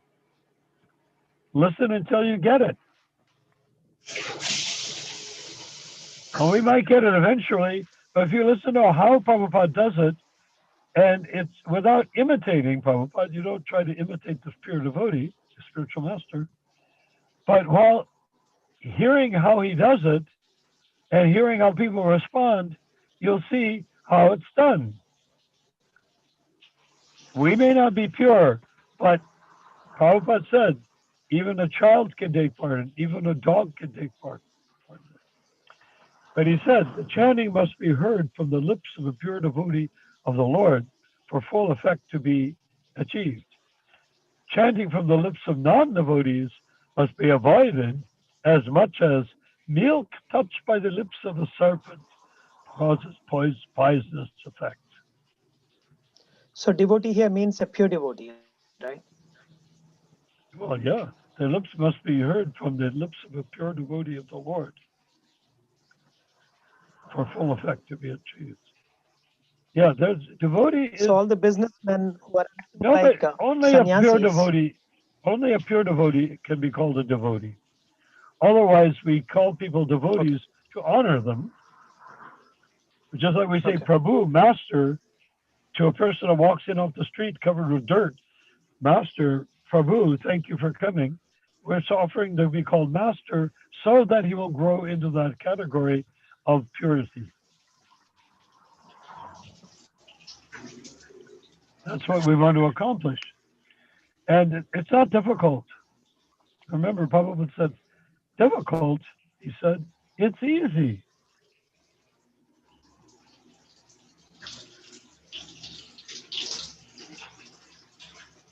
And why not? Now, if I may read a quote by Bhaktisiddhanta Saraswati Maharaj. He said, don't criticize devotee. Mind if I read that, Prabhu? Go ahead. A quote, okay. Bhaktisiddhanta Saraswati Maharaj said this, don't criticize devotees or non-devotees. First, look at your own condition, comma, and try to purify yourself. Is there any lust in you? Is there any kutinati, deceit in you, or not? Be worried for that. Don't worry for others. Shri Guru and Lord Shri Krishna are responsible for others. You cannot do anything to help them, so you have no right to criticize. So how do we follow this? Well, I mean, what exactly he means by this? I brought that point up, I think, yesterday or maybe day before yesterday with Bhakti Ronald Singh, is that I'm very critical of all sorts of people. Very critical. As was Prabhupada, also very critical. As was Bhaktisiddhanta for that matter. But Prabhupada in particular was very critical of people. So you might say, how can you be kind or merciful to people if you're critical? Because what I said to Bhakti Ronald the other day was, he said something about bad guys or enemies or stuff like that. I said, we cannot see people like that. We have to see everyone as me, a pure spirit soul, Aham Brahmasmi. We have to see everyone as Prabhu. Everyone is pure spirit soul. We see them that way. However, because we're in a world that if we say, oh, this man is my master, then some friend of mine or associate or student will go and try to surrender to him and get very hurt because he doesn't understand that I'm looking at who he is, not how he's acting. So people act badly, that we have to be critical, not at the exclusion. In other words, we're not critical saying he's a bad person, he should not become a devotee. No, we say he's a bad person, he should become a devotee immediately. In other words, transform from Jaga and Madhai into saints. That we need to do. So we can be very critical of so many things, but there's one principle of criticism, I believe that came from Prabhupada, I can't be sure, but the principle of criticism is do not criticize something that you are incapable of rectifying yourself. Do you see? If you criticize, if a bad guy criticizes a bad guy, they're just insulting each other. Maybe they'll get in a fist fight. Maybe they'll kill each other. You know? Or maybe they'll just hate each other as next door neighbors. No. If you see something that you don't like, that you despise, don't despise something that you cannot see the solution, the cure for it. If you can see the cure for it, then act upon that cure. And then make that person see themselves for who they actually are. Not as a bad person, but as spirit soul, as a good, eternal, loving part and parcel of God. So that's what we're doing. But we're at a stage where we're busy clearing the underbrush. We're going to build, I did that at Juhu. I cleared all the brush and shrubs and what away, and they left an empty field to build the temple. So if you're going to build a temple, you got to clear up all the junk. You can't say, oh, this is very nice junk. I think I'm going to respect this. I'm going to respect this junk and treat it nicely. No, we had to cut it out so we could build a temple. Does that make some So sense? that to you? basically, other than, so we don't disturb what ISKCON and their group doing. We just do our own thing in the proper way. Correct? Yes, but at the same time, we have to criticize. We have to criticize. I'm not saying that the Gopal Krishna has no capacity to become a pure devotee. Quite the opposite. He's going to become a pure devotee at some point. What about Bhavananda? Right.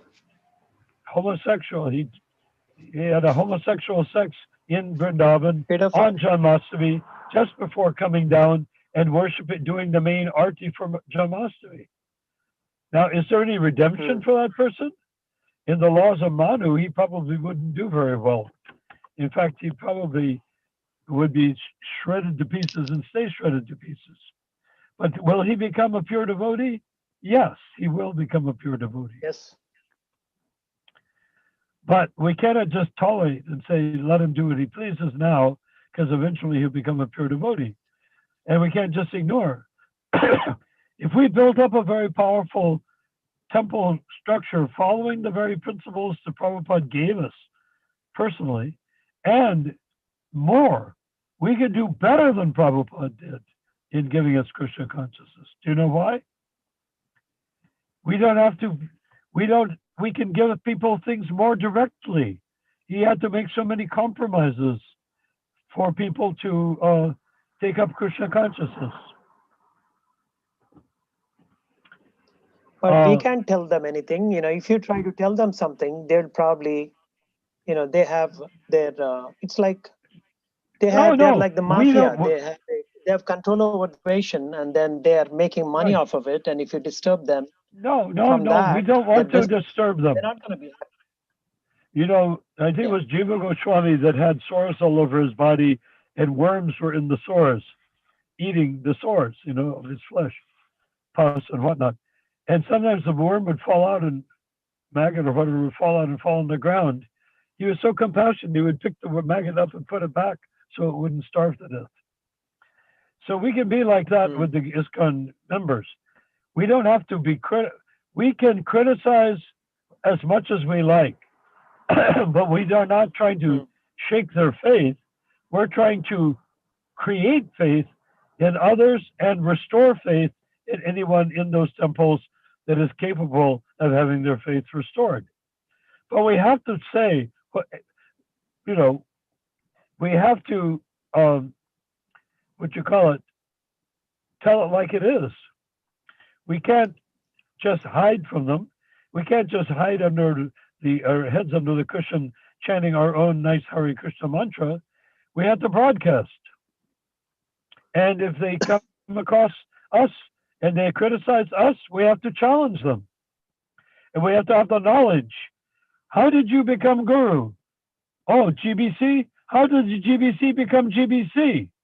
Oh, appointed by Prabhupada? No, appointed by other GBC. How did the original GBC become GBC? Appointed by Prabhupada. For how long? Lifetime or 3 years? If it's over 3 years, then they are not authorized to be GBC. The GBC is not authorized to make a guru. The guru is not authorized to initiate you. You see? Well, Prabhu, it's pretty obvious that they're not going to answer all these questions. They're going to push you somewhere else, and they're going to avoid all this. We can't challenge them in their temple, but we can create an alternative. And particularly, we need these recordings that we're making so people what do they say nowadays? The crazy liberals, they say that they're woke. We need people to be woke to real Krishna consciousness. We need to say, wow. I think woke means, wow, aha. Oh, I get it. Wow, I didn't know that. Now I woke up. Now I understand. Yes, that's what we need to do for Krishna consciousness, is to create a state of awakened state.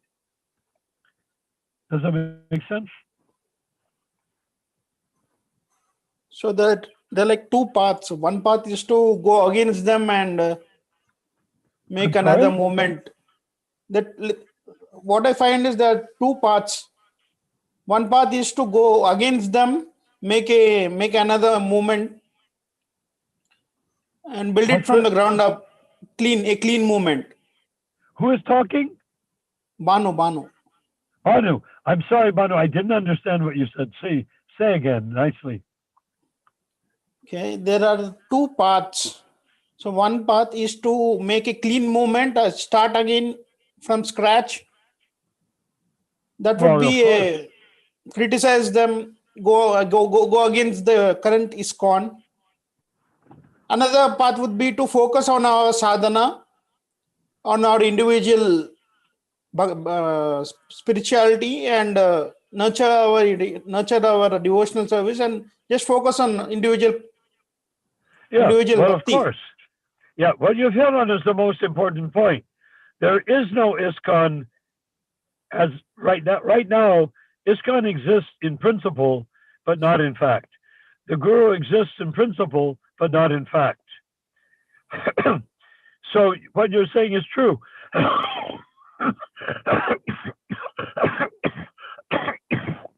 The most important thing is, instead of us as individuals trying to find somewhere to join, how we're going to join and become part of that group, we would take it up. We need people to wake up and to do the devotional service themselves, for themselves, but more than for themselves, for the world. Because Prabhupada said, every town and village. That means we need to go and convince others. Now, when we convince somebody else, do they become our disciple? No, they become Prabhupada's disciple. When we convince somebody else, they have become freed from the shackles of Maya, if they are a karmi, and they become freed from the shackles of bondage to the ISKCON Guru, if they are a initiated disciple of somebody. So when they get that good, then they have freedom. The soul requires freedom. The jiva is by nature free, and that does not occur where there are these bogus gurus. So we want everyone to experience freedom. Shravan and Banu and myself and Dr. Ronald Singh, we want everyone needs to experience freedom. And freedom cannot exist without individuality. Now, people are listening to me because they want to hopefully benefit by listening to me. But if people are listening to me to join me, then they're giving up their freedom. You need to listen to me to get your freedom, and then talk to others so they will get their freedom as well. I'm not trying to be an authority. I'm simply sharing what I know to be true. And it is true. But I'm not looking for followers. I'm not looking to be a guru. What I'm looking for is for each person I meet to become Atma Rama, self-established individual philosopher. If I can convince one man to be an individual philosopher in Krishna consciousness, then, as Prabhupada would say, that our whole movement is a glorious success. Does that make sense? Yes, Prabhu. So we have a long ways to go, because we have our own lusty feelings, our own sense of charm and self-excellence. We want people to like the way we chant. We want people to like the way we give class. All these things are anarthas, they're diseases. Wanting people to like what I'm doing is a disease.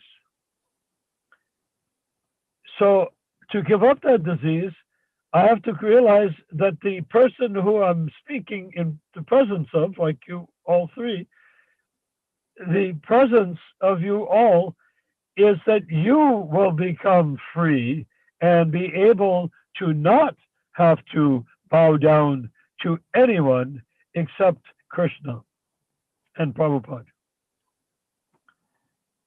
You bow down to Prabhupada, not in a group, individually. You bow down to Prabhupada not to become a fellow slave with a bunch of other slaves, which sort of happened even with Prabhupada. No, to become an independent philosopher. What is an independent philosopher? An independent philosopher is a person who understands Krishna consciousness himself as he understands it, hearing from Guru, Shastra, Sadhu, and then acting accordingly, so that when you get it, when the movement is once again perfected, and it will be perfected beyond what Prabhupada's movement was at its best, because when it turned into is a group. So we have to then go beyond the idea. It wasn't Prabhupada's fault it was a group. They all wanted to be a group. They wanted to join and be in a group. And look what it turned into. It's still a group, a mess of a group. So now's the time to cut the tie and just say, listening to Prabhupada is meant to make me an independent philosopher. And Bhanu, you're saying listening to Prabhupada and listening to Nara Narayan also is to make me an independent philosopher, not a follower of anybody. In a sense, we're not even followers of Prabhupada. We are not meant to follow Prabhupada. We're meant to become like Prabhupada. To follow in his footsteps is following him. But in reality, what we're trying to do is become self-realized. So we're not becoming slaves. We're becoming free men. That's the point. It's a tough thing, because then guess where all the responsibility lies? On Prabhupada? No. Prabhupada has no responsibility. He took responsibility by Diksha, and he took responsibility just by being on planet Earth. His compassion was for everybody, but he had no responsibility. It was his causeless mercy. Causeless mercy means no responsibility. But I'd like responsibility to is put not my causal. point across, Prabhu. What?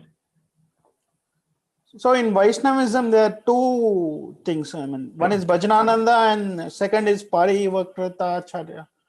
So we can choose to be one of those. Bhajanananda, who only keeps on chanting the holy name Mahamantra and derives pleasure in that. Parivakrita is who seeks pleasure in propagating the movement. Yeah, well, that's what Prabhupada wanted us to do. Once we become woke and we become self-motivated and self-realized by being self-motivated, I don't mean that we can see Krishna face to face. Self-realized means I am spirit soul, and I am not my body or anybody else's body. Nobody else's mouth can tell me what to do, but I can hear truth coming from somebody else's mouth. But I'm not going to follow somebody simply because they're the person that's supposed to know the answer. That's not the process. We're going into a postgraduate study of Krishna consciousness, because we're not trying to get a group.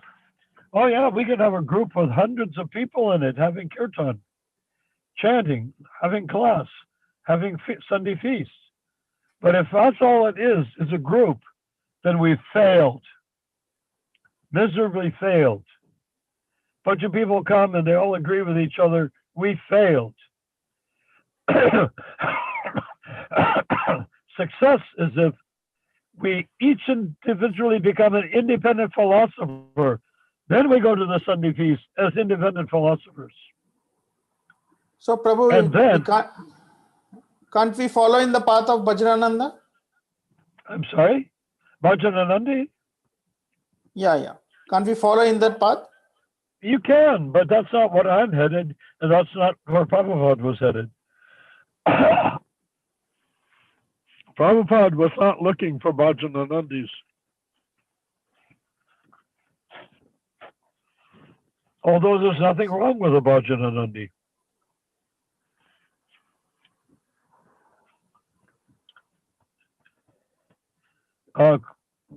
Kirtanananda turned Radhanath into a bhajana Nandi.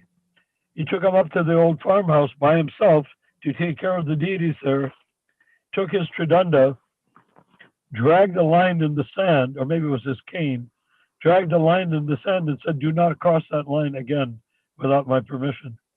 So he stayed there for like 3 years without ever leaving that place once, with very few people, if any, coming to visit. You see? So that's a bhajana Nandi. He stays by himself. Wow, that's amazing. I didn't know he did that. Yeah, he did.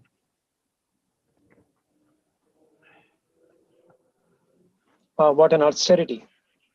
Well, you know, So he even really amongst the- treated Kirtanananda as a spirit. just because Kirtanananda was a demon doesn't mean he wasn't a yogi. You know, he had mystical power. He had all sorts of Shakti. And I see. he may have had some bhakti, but basically he was a demon. But Krishna tricked him into becoming a devotee. This is what happens. There's all sorts of ways for Krishna to trick you into becoming a devotee.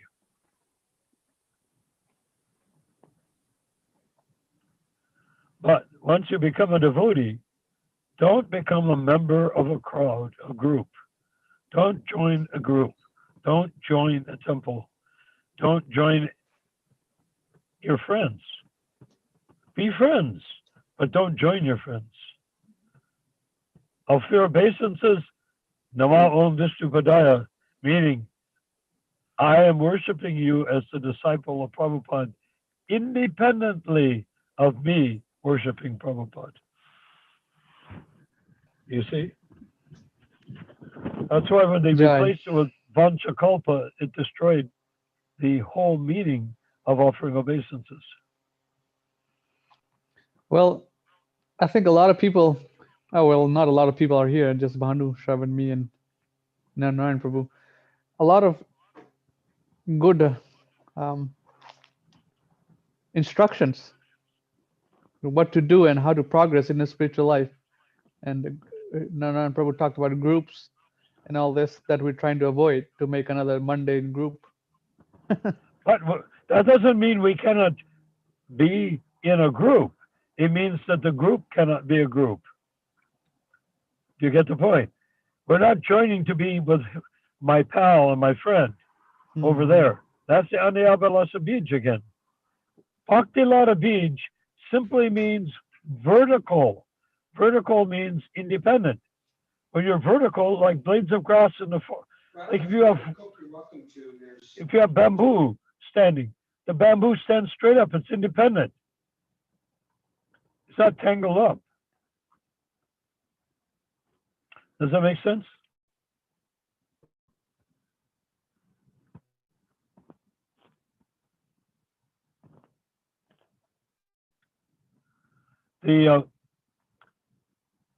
So the Bhakti Lata Bij means each individual's devotional creeper goes up.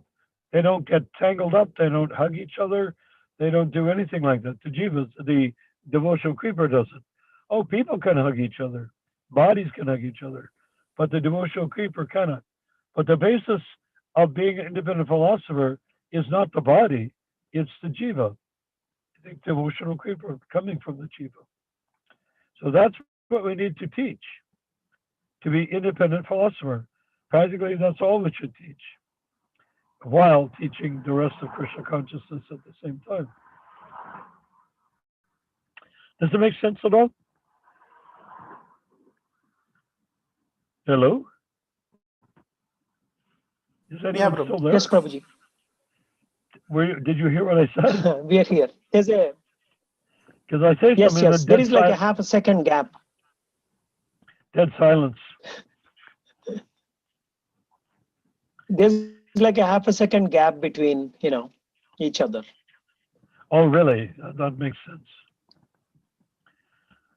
So, where shall we conclude? So when you finish, when we talk, you won't hear it for half a second. Go ahead.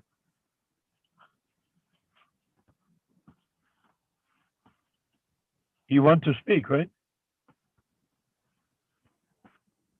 Yes, Prabhu. There is a half a second gap. So by the time we say yes, it'll take, a little bit longer than if it were in person.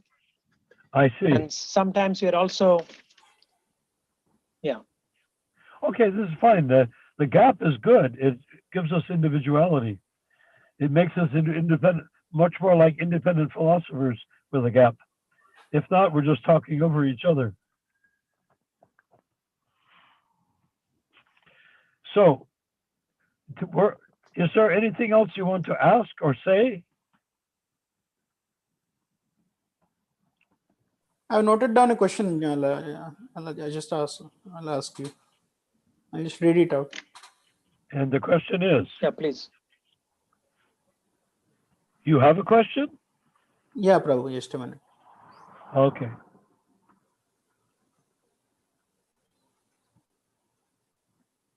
Okay, foundation question which stops many atheists from accepting spirituality or religion is, they say a human feels so sad when he sees so much crime happening around around him. So how much should God feel if a human being feels so much sad seeing the crime around him? How much should God feel if he is there? Why is he not stopping the crime, like murder, from happening in the first place? We are talking now. Where is that quote coming from? No, we were talking about this you were talking about this in the first session. We didn't go deeper on the subject. Oh, well, that is because everyone thinks God is responsible for his creation and that he's sitting there like the Jehovah of Christianity, staring down, approving of some things and disapproving of others. The actual fact is Krishna is not aware of what's happening in the material world. None of us. Krishna is not involved with us. Krishna is involved with his pastimes in Krishna Loka.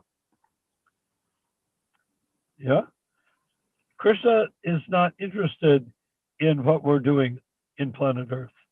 That's why he comes in our heart as Paramatma, four-handed form.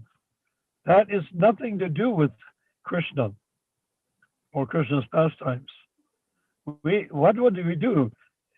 The most we could do with our activities in relationship with Krishna, the sad woman and all of that, would be to discuss Krishna. And there's no reason why Krishna would put himself into a position to be filled with disgust. What is happening with the woman? Consider her karma, considering her planets, considering her birth, consider her father and mother, consider her husband, consider everything in her life that is independent, and it is independent, of Krishna. Everything a person does is independent of Krishna because they're creating it from asat, or temporary materials. Krishna doesn't create asat, nor is he asat. Well, everything comes from Krishna. Material energy is also coming from Krishna, so it is connected with Krishna. The material energy is coming from Krishna, but not directly from Krishna. It comes through a process. Like the material energy is controlled by Maya Devi, but you know that Maya Devi can never come in front of Krishna. She always goes behind Krishna because she's so ashamed of what she is doing. The only time Krishna gets involved with people on earth is when they begin to generate bhakti. But when a person generates bhakti, they're no longer on earth. They're in the spiritual connection. If there's a spiritual connection with a jiva on the planet Earth, then Krishna is involved with that jiva on planet Earth. But he's not involved with what happens to the jiva. That's all karma. If that jiva becomes a pure devotee, then he's protected by Krishna. But Krishna does not. Krishna is not busy thinking about you and me on planet Earth. That is for sure.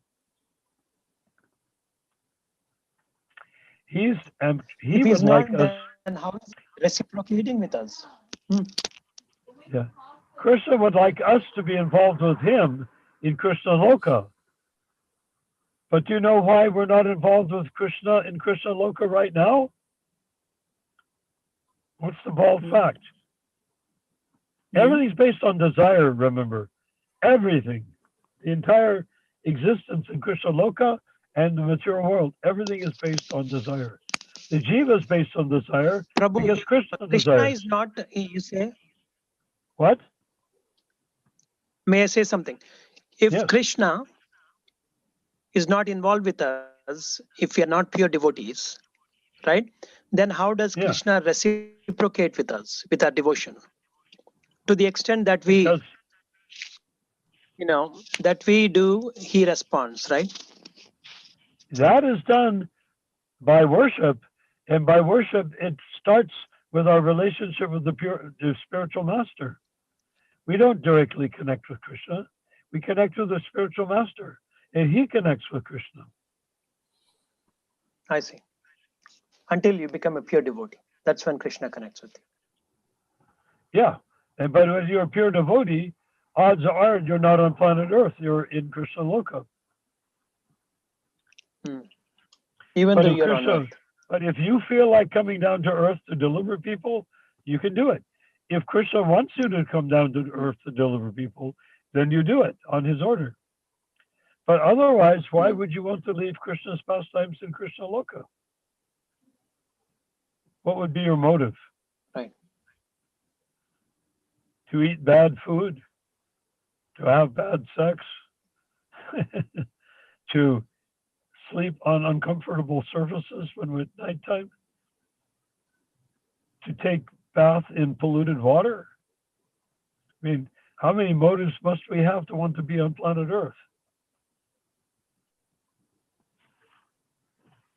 Oh, to have bad association also? That sounds like fun. You see, so no, nobody comes to planet Earth unless a pure devotee doesn't come to planet Earth to have fun. He comes to planet Earth to deliver people. We came to planet Earth to have fun. And look at all the fun we've had.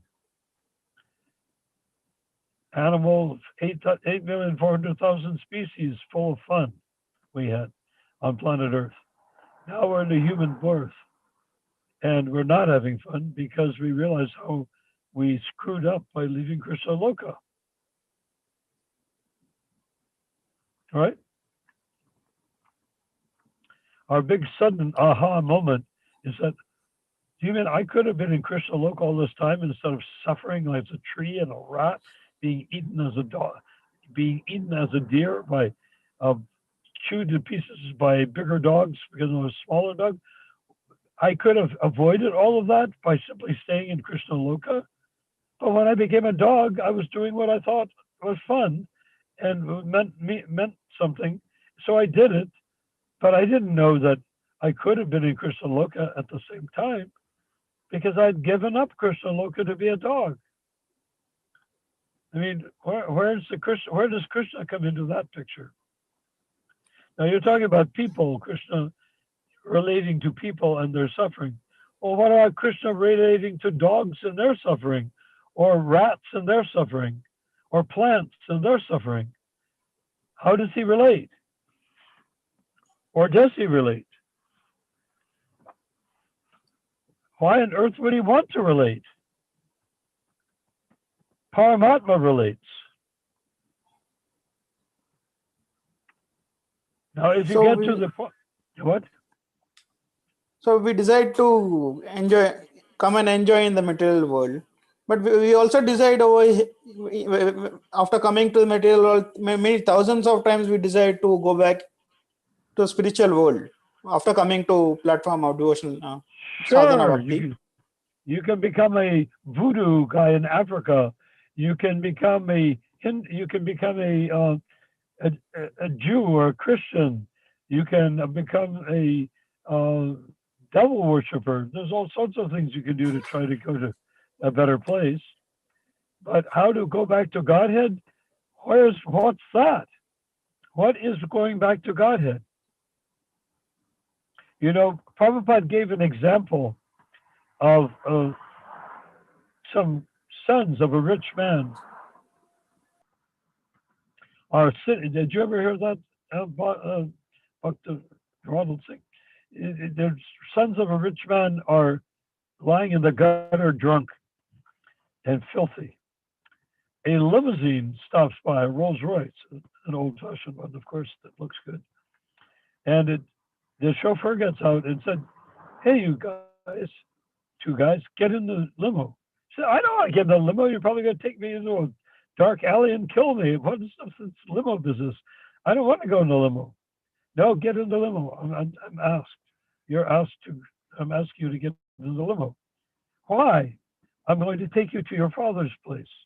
"My father? I don't know anything about my father. I'm just living in the gutter. What do I care about my father?" "Your father wants to see you." "My father wants to see me. I don't know who he is and he wants to see me. This is a joke.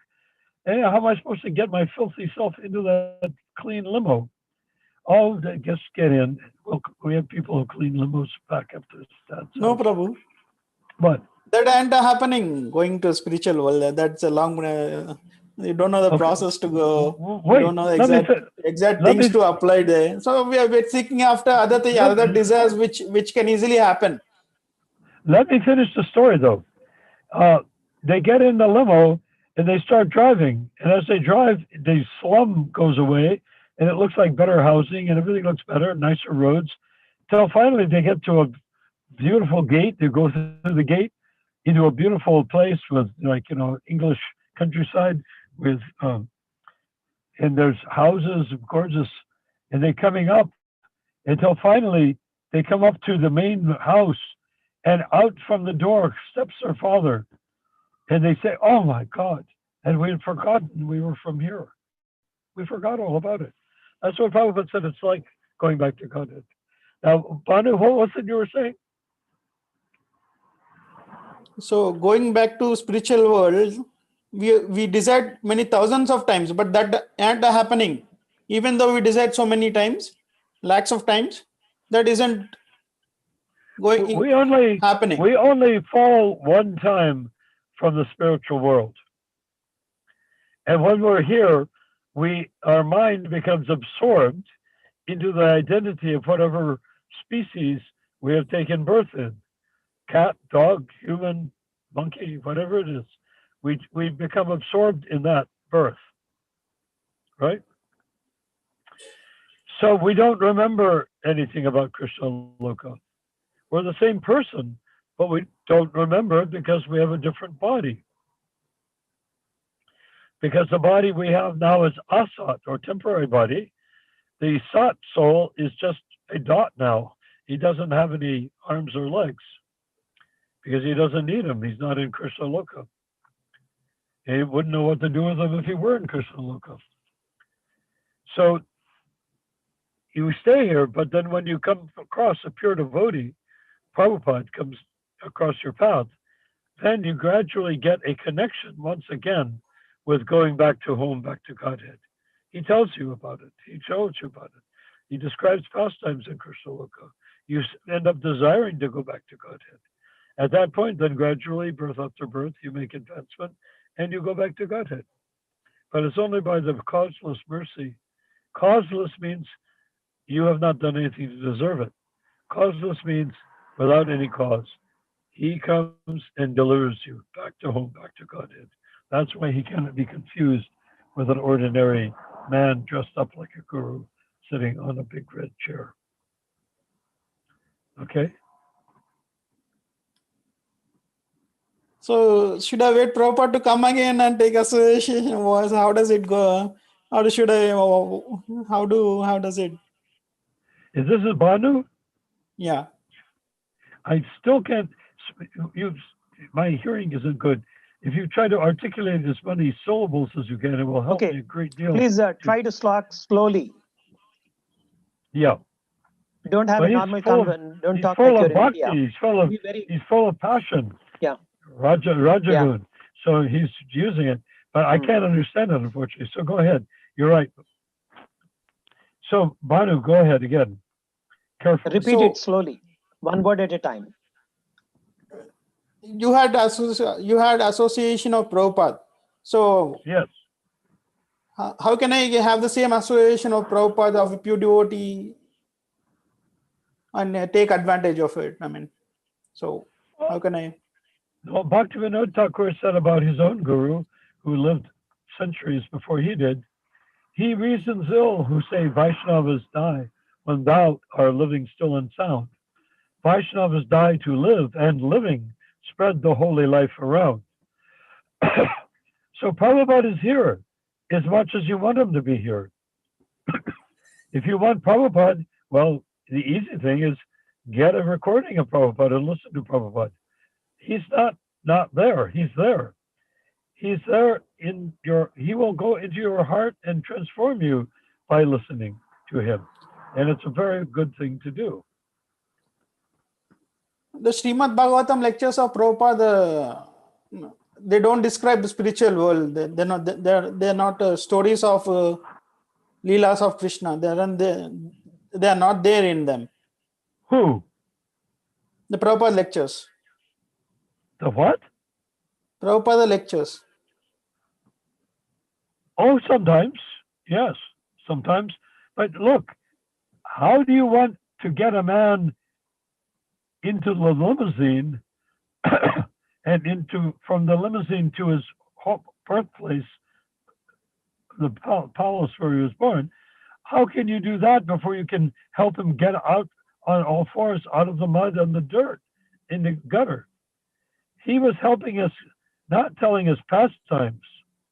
He was helping us understand the process of how we can become independent philosophers.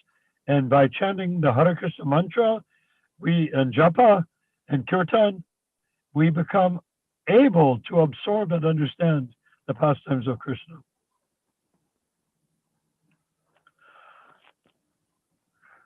Does that make sense? To get absorbed in the spiritual world, to know about it, and to be immersed in the spiritual world, all those. Yeah, but if we try to understand the spiritual world before we even understand how we landed in the material world and the process of chanting the Mahamantra to get out of the material world, if we concentrate on the spiritual world, we'll see it with material eyes. It's a sahaja, that is the fakes. They do that. They see the spiritual world through material aids. So they get a bunch of girls and they go dancing in the woods and have sex or something of that sort, pretending that they're Krishna and the gopis. No, that's not how you do it. You have to go through the process from the toes of Lord Krishna up to his head, not start with the head. So the pastimes in Krishna Loka, if you want to read them in Krishna book. Prabhupada wrote Krishna book. We can't say that he didn't talk about Krishna's pastimes. And the Srimad Bhagavatam is full of Krishna's pastimes. Reading them is pure, you become purified. And meditating on them, you become purified. So there's no problem there, is there? Is it edited, Krishna book? It's not edited. Sorry? Is it edited? Krishna book, is it edited? Well, yes and no. You can get the ones that were printed early and they were not edited. Okay. So do we have any more to go, or should we start talking about anyone who may have left a comment, if anyone did?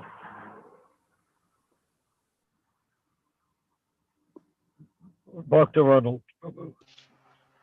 I think the devotees have... Because we talked about edited books here. I'll be back in just a second. Can you just shed your light on why edited books are bad? I mean, they changed only a little bit, they claim that they haven't changed the meaning.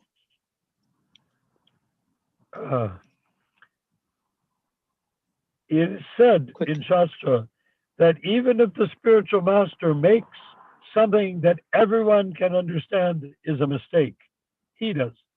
You don't change it. So changing a little bit, what's a little bit? The only thing that's changed when you edit a book is the meaning of the book. I mean, you say, I changed a few words, so what? Well, what do you mean you change a few words, so what? You change a few words from the pure devotee, so what? Well, the sound vibration must be there, and it isn't there through Jadvaita or Dravida. It's there through Srila Prabhupada.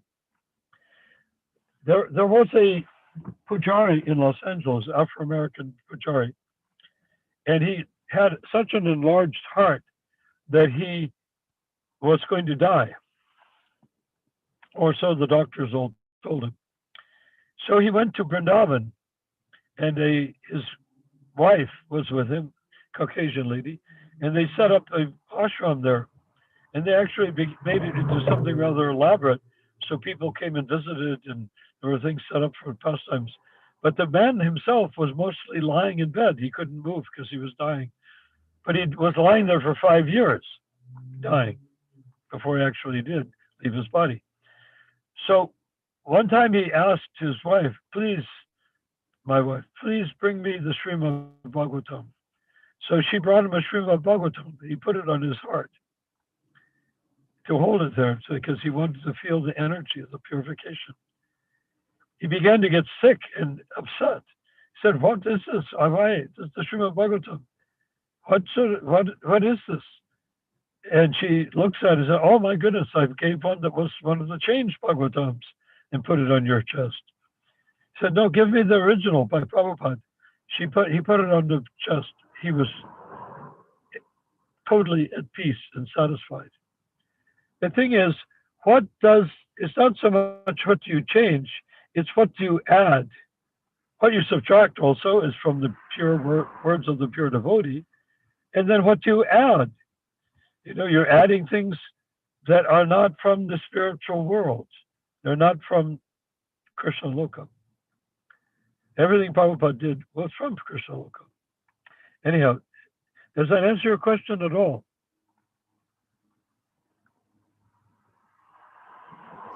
Yes, Prabhuji. Change the books just a little bit. But you can't change the pure devotee. Okay, now where are we? Okay, thank you. Hare Krishna. So Bhakti. Hare Krishna. Are we signing off? Or Ronald Prabhu? I don't know, you must have stepped out. Okay, we can go. So we can wait a few minutes for him. Anyway.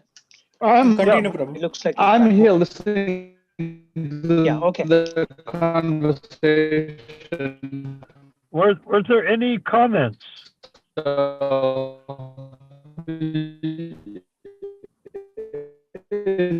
It's up to you guys.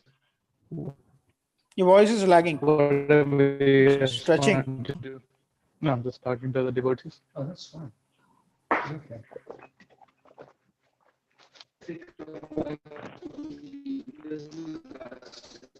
Okay, he wants to know, are we done? It's up to you guys. Prabhu.